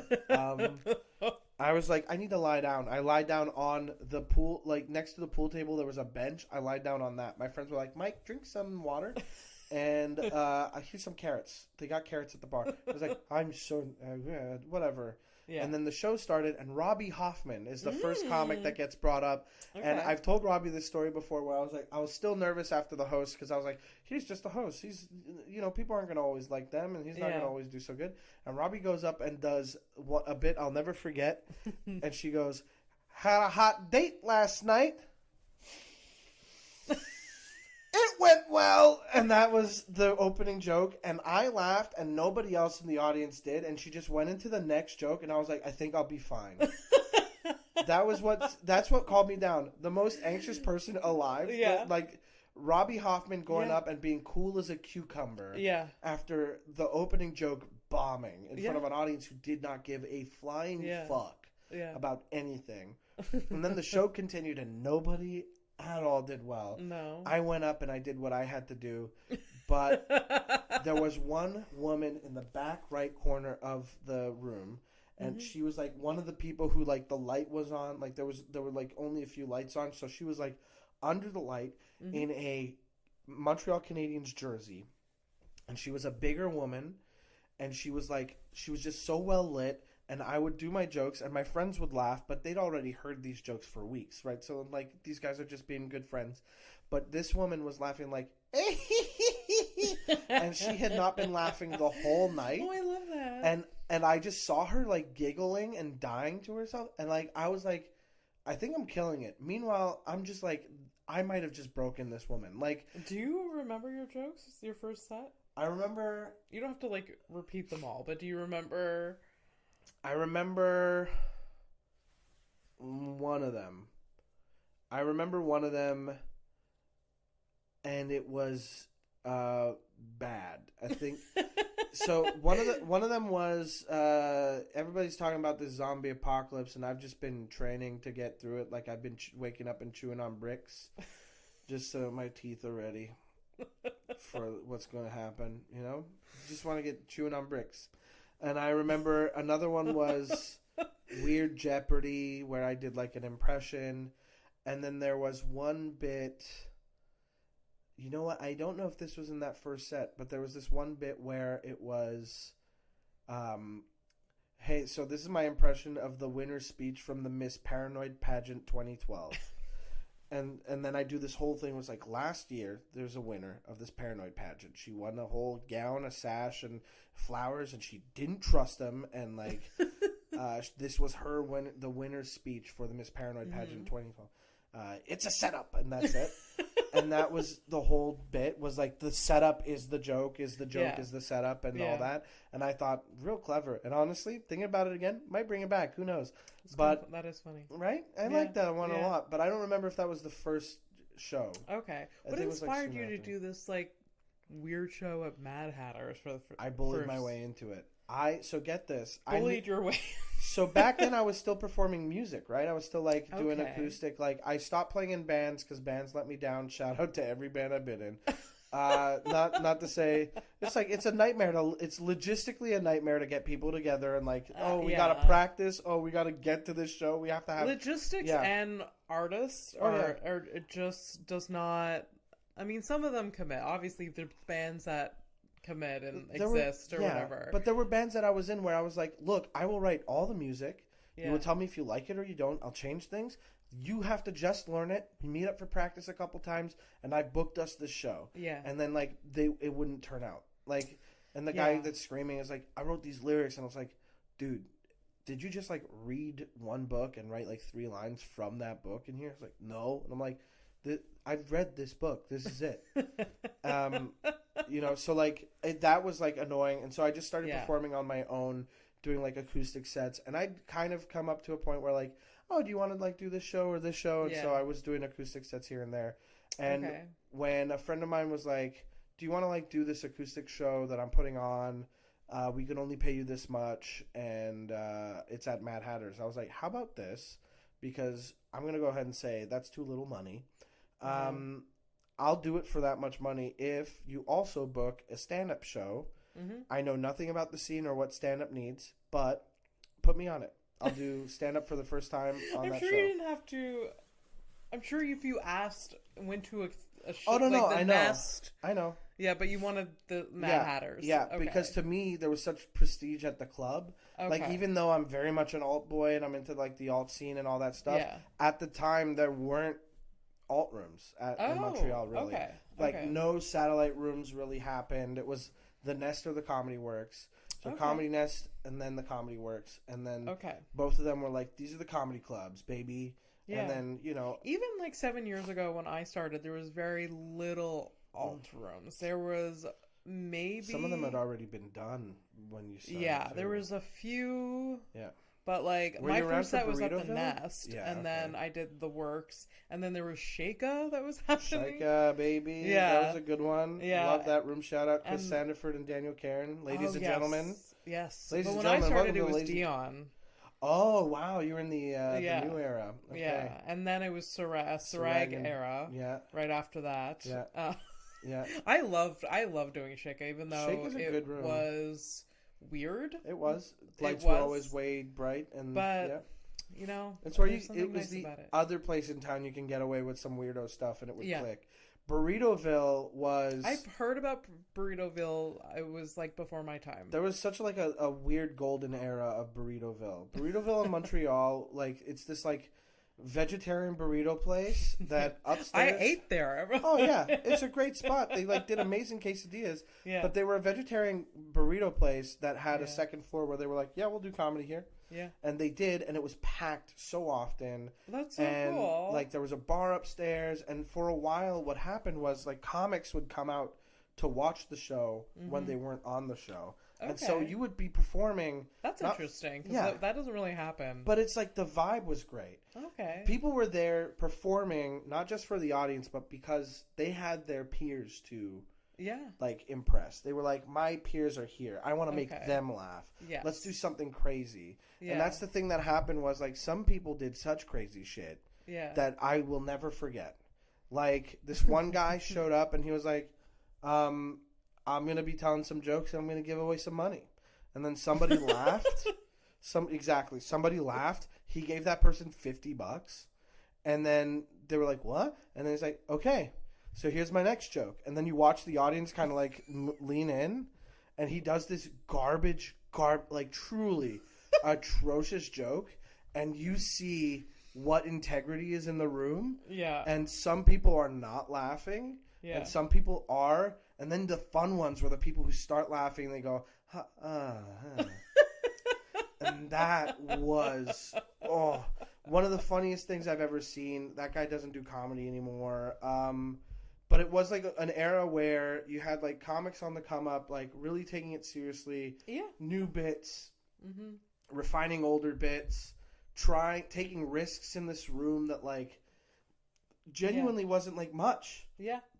And like that's where, you know, Noor Hadidi and I like met, I believe, and then like Scott Carter at the time, Brad McDonald, Sean Stenhouse. Yeah. Those guys ended up being Brad McStenhouse. No, Scott McStenhouse. It was all of them. Scott McStenhouse. That's where I think I met Sarag. Okay. That's where, you know, a lot of these comics like, you know, came up and started like, that bit you just did tonight. That was so funny. Mm-hmm. Like I've been thinking about your bit from like last week. Do you mind if I give you a tag? Yeah. Oh, like, you know, you're playing for the room. But you're playing to like. It felt like the room was like we're trying. We're just like you're working. Better. It was a working room. But it was so good.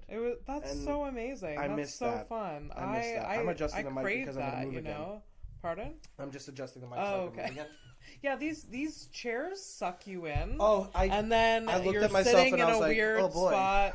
Yeah. Like the first episode with John, like I watched it over and I was like, this is a terrible posture. I'm not gonna lie, they can be very comfy, but when I have to be like, yeah, like my chin was in my chest. And I was like, this is bad. No. We need to straighten our spine. Yeah. There we go. There we go. That's why I prop myself up with the foot under the knee, because then that's like, I put the brakes on, you know, like a door stop. Oh, absolutely. That sounds lovely, though. Yeah. I wish I was there. I know. I wish I was there. I wish it was still around. I wish it was still of that era. Yeah. I mean, you were in Montreal for a while, and then you left us, and then you came back. Yeah. How do you feel now? I'm here for a bit. Yeah. I mean, I think it's a good place to have a foothold in that doesn't suck all your money away. Yeah. Toronto was extremely expensive, and then things changed over the pandemic quite a bit. Yeah, of course. And a lot of people that I like are still out there, and a lot of people that I don't like are still out there, and a lot of people leave. And in fact, like, Mark Little just moved to New York. Mark Little, the guy who got Variety's top 10 to watch in like 8-9 years ago, and was like, no, I'm staying in Toronto and I'm making cartoons and making a living out here, and I could do whatever I want and have this visa, and I've done Conan, and, you know, he's been able to do all this stuff, and like, he's like, no, I'm going to stay in Toronto. It rips and I can make a career here. And then, you know, meanwhile, like, he just left for the first time ever. Okay. I'm going to get a call. That's really cool. And like, so your goal, you're going to stay here for a bit. Yeah, but I don't know. Like, you don't know what you see as the next move? I think the next move is kind of just like using this as a foothold. Like I'm traveling a lot more now because of it, and Montreal scene. Well, we know that I'm not at every show. That's as bold as I'm going to be about that. But I am on at the Nest enough. I have friends that come through and we do shows with them. Yeah, I feel like with the way stand-up has gone, I find it a little less fun than I used to find it. So I've been a little less involved in it, and also been more into my podcasts or like my magic writing, or you know, having like being with my girlfriend, having that life, you know, like. But I am still very much like the grind set is gone. Okay. Because it used to be like, if I don't have this many sets in a week, then I'm not doing the thing. It's like, no, the grind looks different for everyone. That's what I have concluded over the years, is that you like, yes, there's something about going out 6 times a week. But sometimes quality is better than quantity. Sometimes, Yeah. you know? Yeah. And you also need to, like, you got to look at your whole life altogether. Like, what are you, and evaluate what are you most passionate about? What do you want to put more energy into right now? Yeah. Yeah. But I mean, it's not like I'm not doing, like, I didn't have of shows course this week. not. Yeah. My next show is next week. And I'm fine with that because I've got so much going on before I leave for Vancouver. Yeah. And I've also just done this is the 3rd podcast this week. Yeah. That I've been on. Like, it's still comedy. I'm still doing it. We busy. Oh, we busy. But I'm not busy. like, I'm not getting on stage and being like, come piss. You know what I mean? Yeah. Like, and that's not this week. That's next week, baby. I'm about to. But the whole point is, like, yeah, I don't think I need to be on stage as much as I used to. Yeah. And I kind of know myself enough now that I don't need. Because I would write from the stage, right? Yeah. I would come up with an idea and I'd be like, okay, go have fun. Yeah. And I'd riff and be like a silly boy and, record it. I've seen you, like, try bits for the first time and, like, working. Like, yeah. So you can trust your writing to a certain extent now. Yeah. But part of it is also, like, I let myself have the fun of, like, the bit's still new. It's like you're playing with it, right? Like, it's an idea that I had that made me laugh. Let me go up there and have some fun with it. Mm-hmm. Like, again, I hate to keep bringing up this bit, but the coming piss bit. I also do this bit about, I used to work at a flower shop, and whenever people would buy flowers from me, I would bat my eyelashes at them and go, "Are these for here to go?" And that's the joke. But then for a while, I've started doing this thing where I'm like, "You should call somebody, and tell them that joke because it's such an easy little joke. You have that in your pocket, and you'll be like, "Here's the joke," and they'll be like, "Was it funny when he told it?" And you'll be like, "Now that I think about it, it was mostly charm. He was charming." Yeah. He did have this other joke about coming pissed though, and that's what I added. I riffed it into the set that I'd done that before, and the audience was like, "What?" And I loved that, and I think like that alone is worth keeping a lot of those parts together. But that wouldn't have come up. Yeah, that wouldn't have come about without it being like, I'm open to being. Yeah, like I'm not rigid. I'm not up there being like, I've written this exactly like this. Yeah, I've practiced it. Yeah, like yes, there's like an element of that. Like there are things that I will say that I have taken a lot of time to refine. Mm-hmm.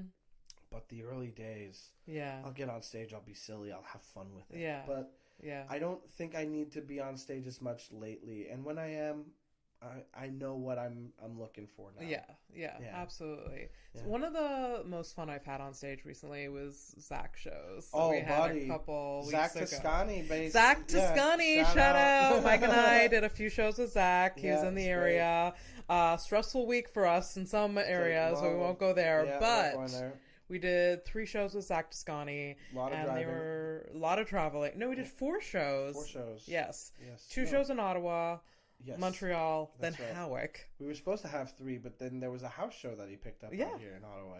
Yeah, the house show was really cool. That was my favorite one. Yeah. Absolutely. Yeah, absolutely. We were all on board with everything already. Yeah. And we could do as much time as we wanted. Oh, yeah. Yeah. Yeah, Zach is such like a, just a delight. I don't know how else to describe him. He's very sweet. Just he's very funny. Yeah. Yeah. He's very refreshing. Yeah. Just to be around. Like, I didn't know what to expect. Well, he stayed with us for the days that he was in town, and when he left, Andrina was like, I think I miss Zach. Zach's energy was like, he's there. He's doing his own thing. He's just chill. He's a very quiet guy. Okay. And so we were both working in the office, and Zach would be on on his bed, or he'd be at his computer doing something. But we were all kind of being productive and doing our own thing. Yeah. And then sometimes I'd be like, hey, you want to be a little dipshit right now? And be like, hell yeah. And we'd joke around about something. Yeah. And, it would be a good time. And then, but we'd get back to working in our own thing. Yeah. And his vibe was very much like, oh, he's good. He's a good presence. That's good. That was nice. I did worry about putting him on as a guest, in your home. There's some people that I would not be able to do that with. But you find out. I mean, I would have, if it got to that point, it would have been like, he can come here for the rest of the whatever. But we didn't have that problem. Yeah. But so good, so funny. Look him up. Yeah. If you're Zach Toscani. Zach Toscani. ZAK. Toscani, like Toscani. Yes, I've written it so many times in the past little while. Yeah, those shows were great. It was so fun. Yeah, it was so. What was your thoughts about Howick? Howick people. I thought Howick was very nice and very fun. Yeah, but I was wary about doing any sort of, because that is a show where I was more interested in the people there than in doing my jokes. Yes. I wanted to talk to them so badly. And like, here I am being like, fuck crowd work. fuck these comics who don't have jokes when they're on stage, or like treat it like an artistic pursuit. No. Yeah. I am the artiste. And then I get there and somebody mentions like goat meats. And I'm like, could you go ahead and explain that for the city boy up on stage, please? Yeah, that was the place for it. Yes, but for then sure. Zach got to do that, which was great and fun. It was. I can't believe that was so much fun. Yeah, and everybody was so nice and like very sweet. I did like 4 bird jokes about pigeons, and somebody after the show was like, "You got to do more pigeon jokes." And I was like, I'll tell you what, out here in the streets, I'm the guy with the most of them right now. Yes, okay? You are. Like, you are. I think I'm batting above average on pigeon jokes. I don't need this kind of pressure. I love how they were so opinionated about that. Like, you gotta do more pigeon jokes. I love the pigeon stuff. You gotta do more. I was like, okay. I've got... There's 3 or 4 of them in there right now. I love that. I do have another one coming. I love a pigeon. I know you love pigeons too. We don't want to go down that. They're perfectly stupid. They're so good. Yeah. They're so good. We don't have to go down that. We don't have to go down that road. I have a pigeon joke about this like neighborhood. Yes? Yeah. A pigeon was trying to land, but it was a day where it was particularly windy, so it couldn't land. It got like caught up in a gust again. I've never seen that before. And then it locked eyes with me as if I was responsible. So see, these are the stories where people go overboard, be like, pigeons are fake, pigeons aren't real. Oh my god, no, they're real. These guys they're for sure real. They're for sure real. They're little dumb rats in the sky. Oh yeah, and they're like. This pigeon was trying to land, and it just like got blown back up by the wind, and it like its eyes opened, and it caught me. And it was like, help me! And I'm like, what? I can't help you. What am I supposed to? And I was laughing so hard, like it was so. I would laugh too. It was so good.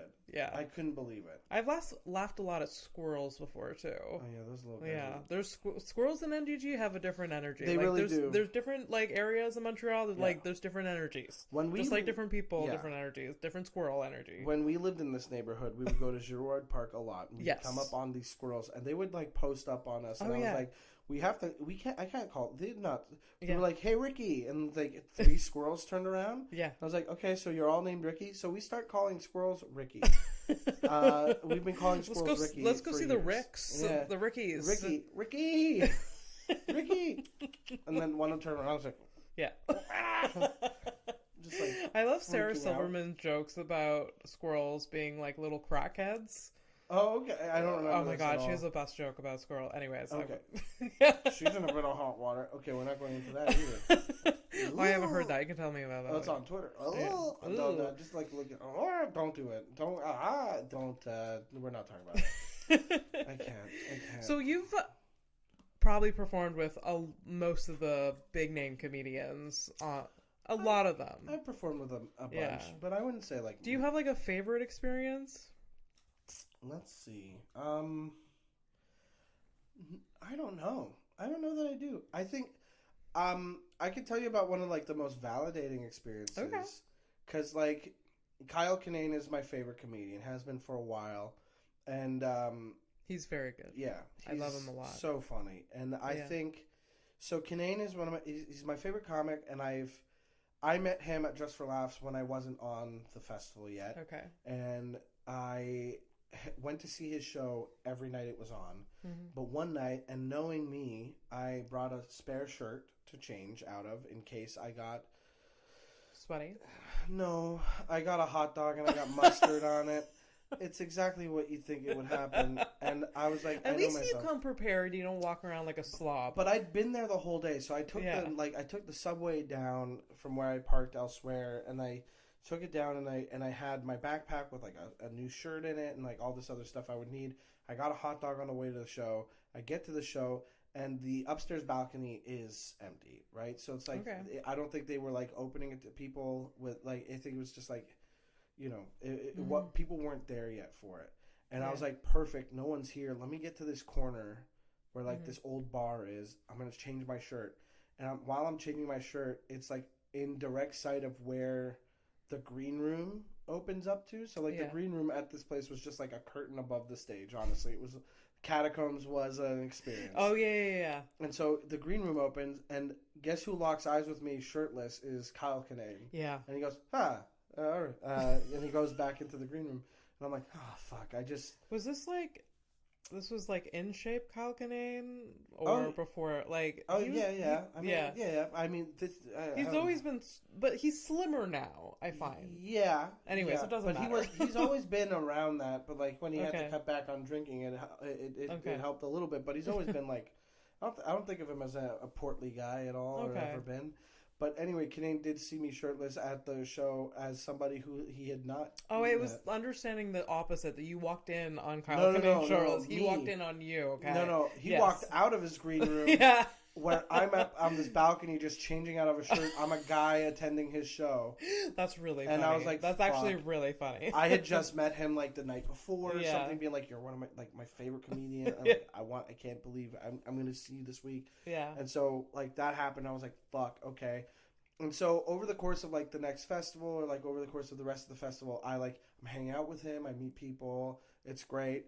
And the next year or the year after, he's also back, and he's like, Mikey, what's up? And he knows me as the guy who's just around the festival. He knows me as somebody who worked for the festival because I like volunteered to do transport, and then I was like on the PR team for a little bit, like for the summer and as an internship. And then one year I was at a festival in Boise, and I was like, let me open for Kinane to the booker of the fest. She was like, you can open for him. Do you mind hosting? Do you think you could host for the show? It was like this massive theater, sold out. I was like, hosting?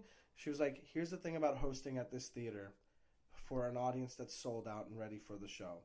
You don't have to do the hosting work. Yeah. You just do your bits. Yeah. And he's going to say something like, these are all my friends. Yeah. And so I was like, fine, I'm into it. And on that show, I forget who the first act was, but it was Atsuko Katsuka was also on it. Oh. Yeah, she's great. And so I'm hosting. Atsuko goes up, and I'm doing great. I open this, and like I don't have to lift a finger. Everybody's so warm and ready for the show. Yeah. And I'm backstage thinking, I'm going to get to hang out with Kyle the whole time. Yeah. And like, but he isn't backstage. No. Okay. So it's time to bring him up, and I bring him up, and he comes in from the audience, and he gives me a big hug, and he's like, I gotta see that little notebook of yours, buddy. That was so funny. Oh. Because I did that bit about the Spider Diary. Yeah. And he, like, after the show, he talked to me, he's like, I knew that you were a comic. I never, that was fucking good. Like, so we really got to talk about it, and he was like, what do we need to do to get you down here more often, and all that stuff, and it just felt really good to like talk to him on like on that level. And so over the years, like whenever we've crossed paths, he's like, oh yeah, get him on this show with me, or like, if he can, because at Just for Laughs this summer, he was doing his new hours, so he didn't have any openers, but he was like, I'd ask for you, but I can't. They're not letting me go over. His hour was amazing. It was so good. It was so good. I remember telling him I pointed out something to him, and I was like, I like the ending. It's like, it's kind of like, you're doing this bit kind of like your mom is. And he's like, oh my fuck, you just broke this thing wide open. Are you kidding me? I was like, what do you mean? It wasn't intentional? He's like, no, and I've been worried about that bit because I thought it was insulting to my mom, but I'm basically saying I'm like my mom. Yeah. And I love, you told me this story before, and I thought it was like, I watched that hour and like, that's intentional. Like, you don't have to, you don't have to say it. Yeah. Yeah. And I was like, that's I felt and he just didn't even know. He didn't notice. Like, unaware. Like, do you want a producer credit on this thing? Or like, I was like, don't tempt me. Yes, but also like, it was right there. It's like, you'll notice it when you watch yourself again. He was like, I've been doing this hour for like months, and it's just never, not even a little bit clicked. And I was so ready to take out that joke. That's really funny. And I was like, I love that joke, but my mom is mad about it. And so he's like, he's closing the hour with a line that I like said to him to explain what I thought the bit was, and that got a nice like big pop and applause break. And so it's like it's very fun to be like, it's super validating. Yeah, because it's like that first time you saw me, I really crushed. Yeah. Like, I did really, well, technically really well. the first time he saw you was shirtless, but he probably doesn't remember that. Yeah. From right. Shirtless to crushing to now you guys are buds. God. Like, literally, like, we hung out after his show this summer, and we just, like, hung out at a bar and talked with him and Shane Torres, who I also known for a while, and it was very, very nice. Like, even during the pandemic, he was like, you want to do a Twitch show together? You can teach me how to do this Twitch stuff, and we'll play video games and talk shit. And I was like, yeah dude, let's do it. So, like, I became familiar with Kyle Kinane, like, You Made It Weird, beginning stages. That's how I discovered a lot of comics I like. Yeah. So Pete Holmes, You Made It Weird. That's how I started loving comedy and comedians, basically. Yeah. And then I started going to shows, and then here we are now. And so that's where I learned about Kinane. Yeah, Kinane. Yeah. Kinane, and Nate Bargatze, Ron Funches, Ian Carmel, Hampton Young. So many. Renee Gaudier. Yeah. Mike Bridenstine. A bunch of the Chicago crew. Yeah, I mean, I'm such a fan of all of those comedians, and like we were saying, like on this book I got, by the way, of that era. I mean, I saw it post because I follow him. Yeah. What's his name again? Mike Bridenstine. Yes. So he wrote a book about the Chicago comedy scene, which like there was little pockets in the U.S. that like kind of popping off, where a lot of big comedians just sort of grew, and then they would like at first it was like New York, then Chicago, and then it was New York again, and then L.A. So like it was Chicago in the beginning of the 2000s had this weird alternative boom. So an alternative comedy boom where it was just something in the water. Yeah. And it was the perfect incubator city because it led to people moving to LA or New York, and then everybody, like almost everybody from that scene just ended up going on to being like huge. Like either famous or like so working and stuff. Yeah. And doing well. Like, you know, Hannibal Buress was part of that. Yeah. Like Aziz was tangentially also part of it. Yeah. Like I think Aziz, I believe so. Yeah. Later, much later. Like Matt Bronger was also Chicago. Kinane, obviously. Yeah. You know, Kumail, legit like Marvel star, Oscar Award nominee. Yeah, Oscar Award. I can't believe it. I don't remember. We have to watch The Big Sick for my podcast actually soon. I love that Mike movie. Bridenstine picked it actually. Oh my god, that's amazing. He wants to do that. Okay, it's a great movie. But I'm biased because I just love Emily and Kumail so much. But I also love Ray Romano. And I can't wait to watch him act serious. Ray Romano is so good. Yeah. It's a good movie. I love comedy so much. We love comedy a lot. Yeah. And so like the Chicago scene and then like that era of comedians, that's where I fell in love with comedy and comedians. And we were talking like on the way to Ottawa one of the times that like some of the newer comedians I feel like haven't embraced those comedians, and it's kind of a shame. It feels like we're getting old because we're saying kids these days. Yeah, it does. But yeah, I mean, like I feel like there's less of a. I do feel like there's less of a like, hey, these guys are funny, or like, and it's more like these guys are like. These guys are doing well everywhere. They're huge on TikTok, or like they're big on this. And I'm like, give me one of their bits. Like, I would love, like, there's something to it where you're like, you name a comedian from the era that we're talking about, and I'll be like, okay, this bit of theirs was influential to me because of this. You know? Yeah. Like, oh, Hannibal Buress. Oh, the metal arms bit is insane. Yeah. That's what your father wants for you. Oh my God, are you kidding me? Yeah. The first time I heard that, I had to pull over. Like, you know, Pete Holmes, Impregnated with Wonder, the magic bit. I love that. We don't have a magic sound. Magic. Yeah. Magic. I have spent time with comedians where we've just quoted Paul F. Tompkins to each other for like what we thought was 5 minutes. We sat in the car in Ottawa and listened to Peanut Brittle. We did do that. Yeah. Before going to the house show, we parked the car, You know what? Yeah. The best. So, Metal Springs encased in vinyl. Sir, you have fooled me twice. Unbelievable. Just one of the best ever to do it, and I'm hearing that he's coming back to it. Oh, if he doesn't, I'm going to end my life. No. He will. Trigger. What is this? The Swan? Have we been talking forever? We've been talking for so long, Mike, and I don't want to stop. Oh, I get it. We do have to wrap up. Is this a two-parter now? How long have we been going? Maybe we'll see. I feel like it's nearly 2 hours. Are you for real? It's like 9:07, and Shut up. Yeah. Wow. Okay. Yeah. Well, how do you do the ending on this thing? Well, I always end with 2 questions. Yes. You can answer both or just one. I have an answer for one, and I have no answer for the other. Well, I have. Okay. You'll see. So the 2 questions is, what is the hardest thing you've ever been through, and what are you most passionate about? Okay. What's the hardest thing I've ever been through? Pass. Yes. A lot of people pass on that. I don't blame them. I couldn't tell you because, honestly, some of the things I'm like, I've had a pretty charmed life. Yeah. But I thought it would be so funny to come up on here and be like, what's the hardest thing I've ever been through is this one time I choked the life out of a man's eyes, and the hardest thing was not blinking because I wanted him to see every, you know what I mean? I thought that would be the way to go. But I also was like, what if I did it too serious? And some people do get serious, but I understand. It hasn't really been that vibe of this episode. No, but I'll say I've gone through some stuff. Of course. But it doesn't. You're a human fucking being. Thank you. I mean, the hardest thing is I've been an overweight guy for my entire life. Yeah. Literally nothing works. That's terrible. It's hard. It's annoying. It's and then, I've been through it. Yeah, people will tell you all kinds of things, and then you're like, okay, well, you do it for me then. Because it's not.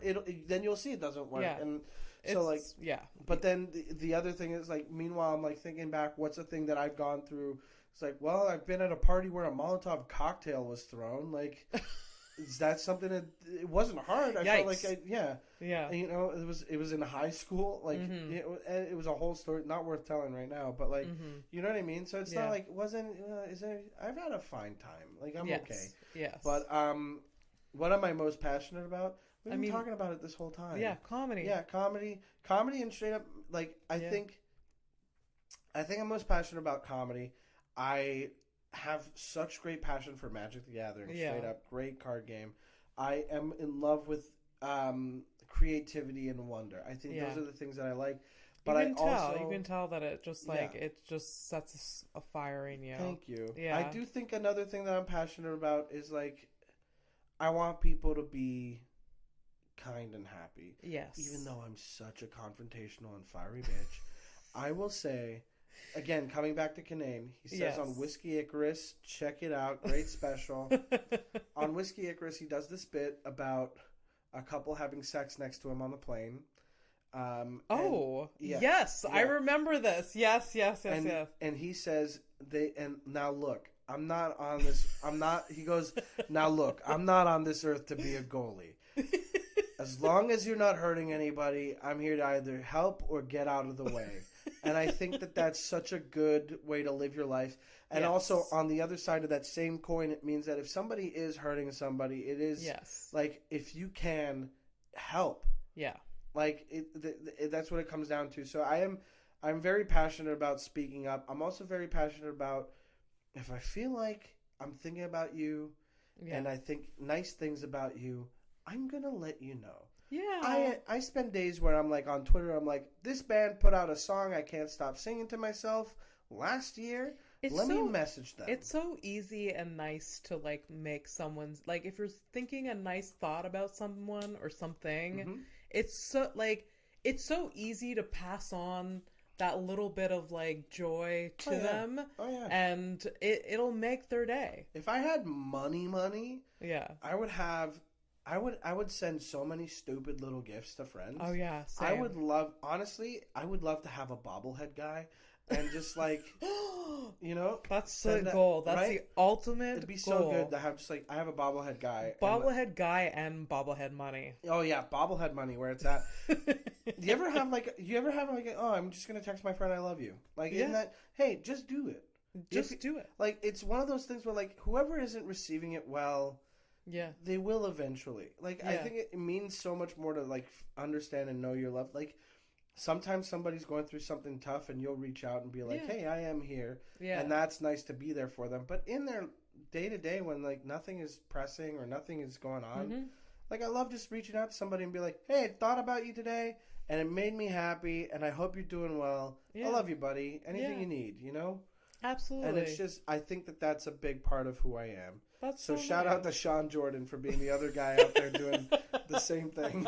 It's true. Yeah. I don't know Sean Jordan, but I want to know Sean Jordan. Sean and I he's part of All Fantasy Everything. And he will stop in the middle of the podcast and be like, guys, this is so much fun. I appreciate that. I love doing that so much. It's the most fun. Sometimes I'll just be like hanging out and be like, I'm having a really good night with you. Yeah, I know. It's so nice. Why wouldn't you want to tell somebody that it's going well? It's so delightful. Right? It's like that dog. You've seen that video of the dog, like, who's about to eat or, like, eats a bite of his food and then, like, drops it and, like, woo, and then goes back to eating. Yeah. That's how I feel sometimes when I'm like, this is so good. Why aren't we, like, I just want to acknowledge, like, is this not the best? And it's like, you know, I have a friend of mine who just moved to Montreal from Toronto, and I, like, you know, miss seeing her in Toronto, or we talk over the pandemic a lot more. Yeah. And she moved to town, and we've been hanging out with her a lot more. And so Andrina and I went over to watch a Scream marathon. We watched three of the first Scream movies, and then we're gonna watch the rest of them when she gets back. But, like, literally, like, in the middle of the movie, I was like, "Can you pause the movie for a second? I'm really happy you moved here, buddy." Like, you know, just like, that's so sweet. I just feel like, let people know they're appreciated. It feels like we don't, you know, some people don't get to hear it as often as they feel like they I don't think anyone really does. Yeah. Yeah. Well, on that note, Mike, I appreciate you. This has been so much fun. Yeah. You're the greatest. You are the smartest person that's ever been on this podcast. House of Stone House. You guys ever think of that? The name of the podcast is the name of the person? What the fuck? It's like if my podcast wasn't We Didn't Get a Rose, it was We Didn't Get a Carrozza. Oh, shit. It was right there. It was right there the whole time. It was there the whole time. Carrozza? Oh, no. But I have a co-host. You are so smart. Never do it. Well, I'm the smartest person. You are the smartest. I'm the smartest person alive. You are. You are. Thank you so much for being here. Thank you for the listeners. Like, subscribe. Where can people follow you? Oh, online. At Mike Carrozza, MikeCarrozza. You do have a nice website that has stuff. Yeah. Some of it's still up there. I have to update it considerably. But yeah, Mike Carrozza, MikeCarrozza, at Mike Carrozza on Twitter and Instagram. You can find me on TikTok too, but I barely have anything there. My Linktree has more updated stuff. I'll be in Vancouver next week. I don't know when this comes out, but I'll be there at Full Pint on the 24th of October. Then I'm at Fest in Gainesville from the 26th to the 29th doing comedy and seeing a bunch of punk bands. Yeah, come check out comedy. Check out my album that we talked about. Listen to my podcast, We Didn't Get a Rose. And also, I have a Magic the Gathering podcast coming soon. Oh, right. It's called Am I the Boldcast? There we go. Nobody's going to be mad at me for promoting it here because nobody that listens to this probably listens to all the way through. Magic the Gathering. Maybe? If you are, please like and subscribe. Welcome to part 2 of episode 4. Well, thank you so much. And you can find me at AbbyPStone_MTL, HouseOfStonePodcast.com. You'll find all the links to all the things. And thank you so much. Bye. I'm waving at both cameras again. Oh, my God.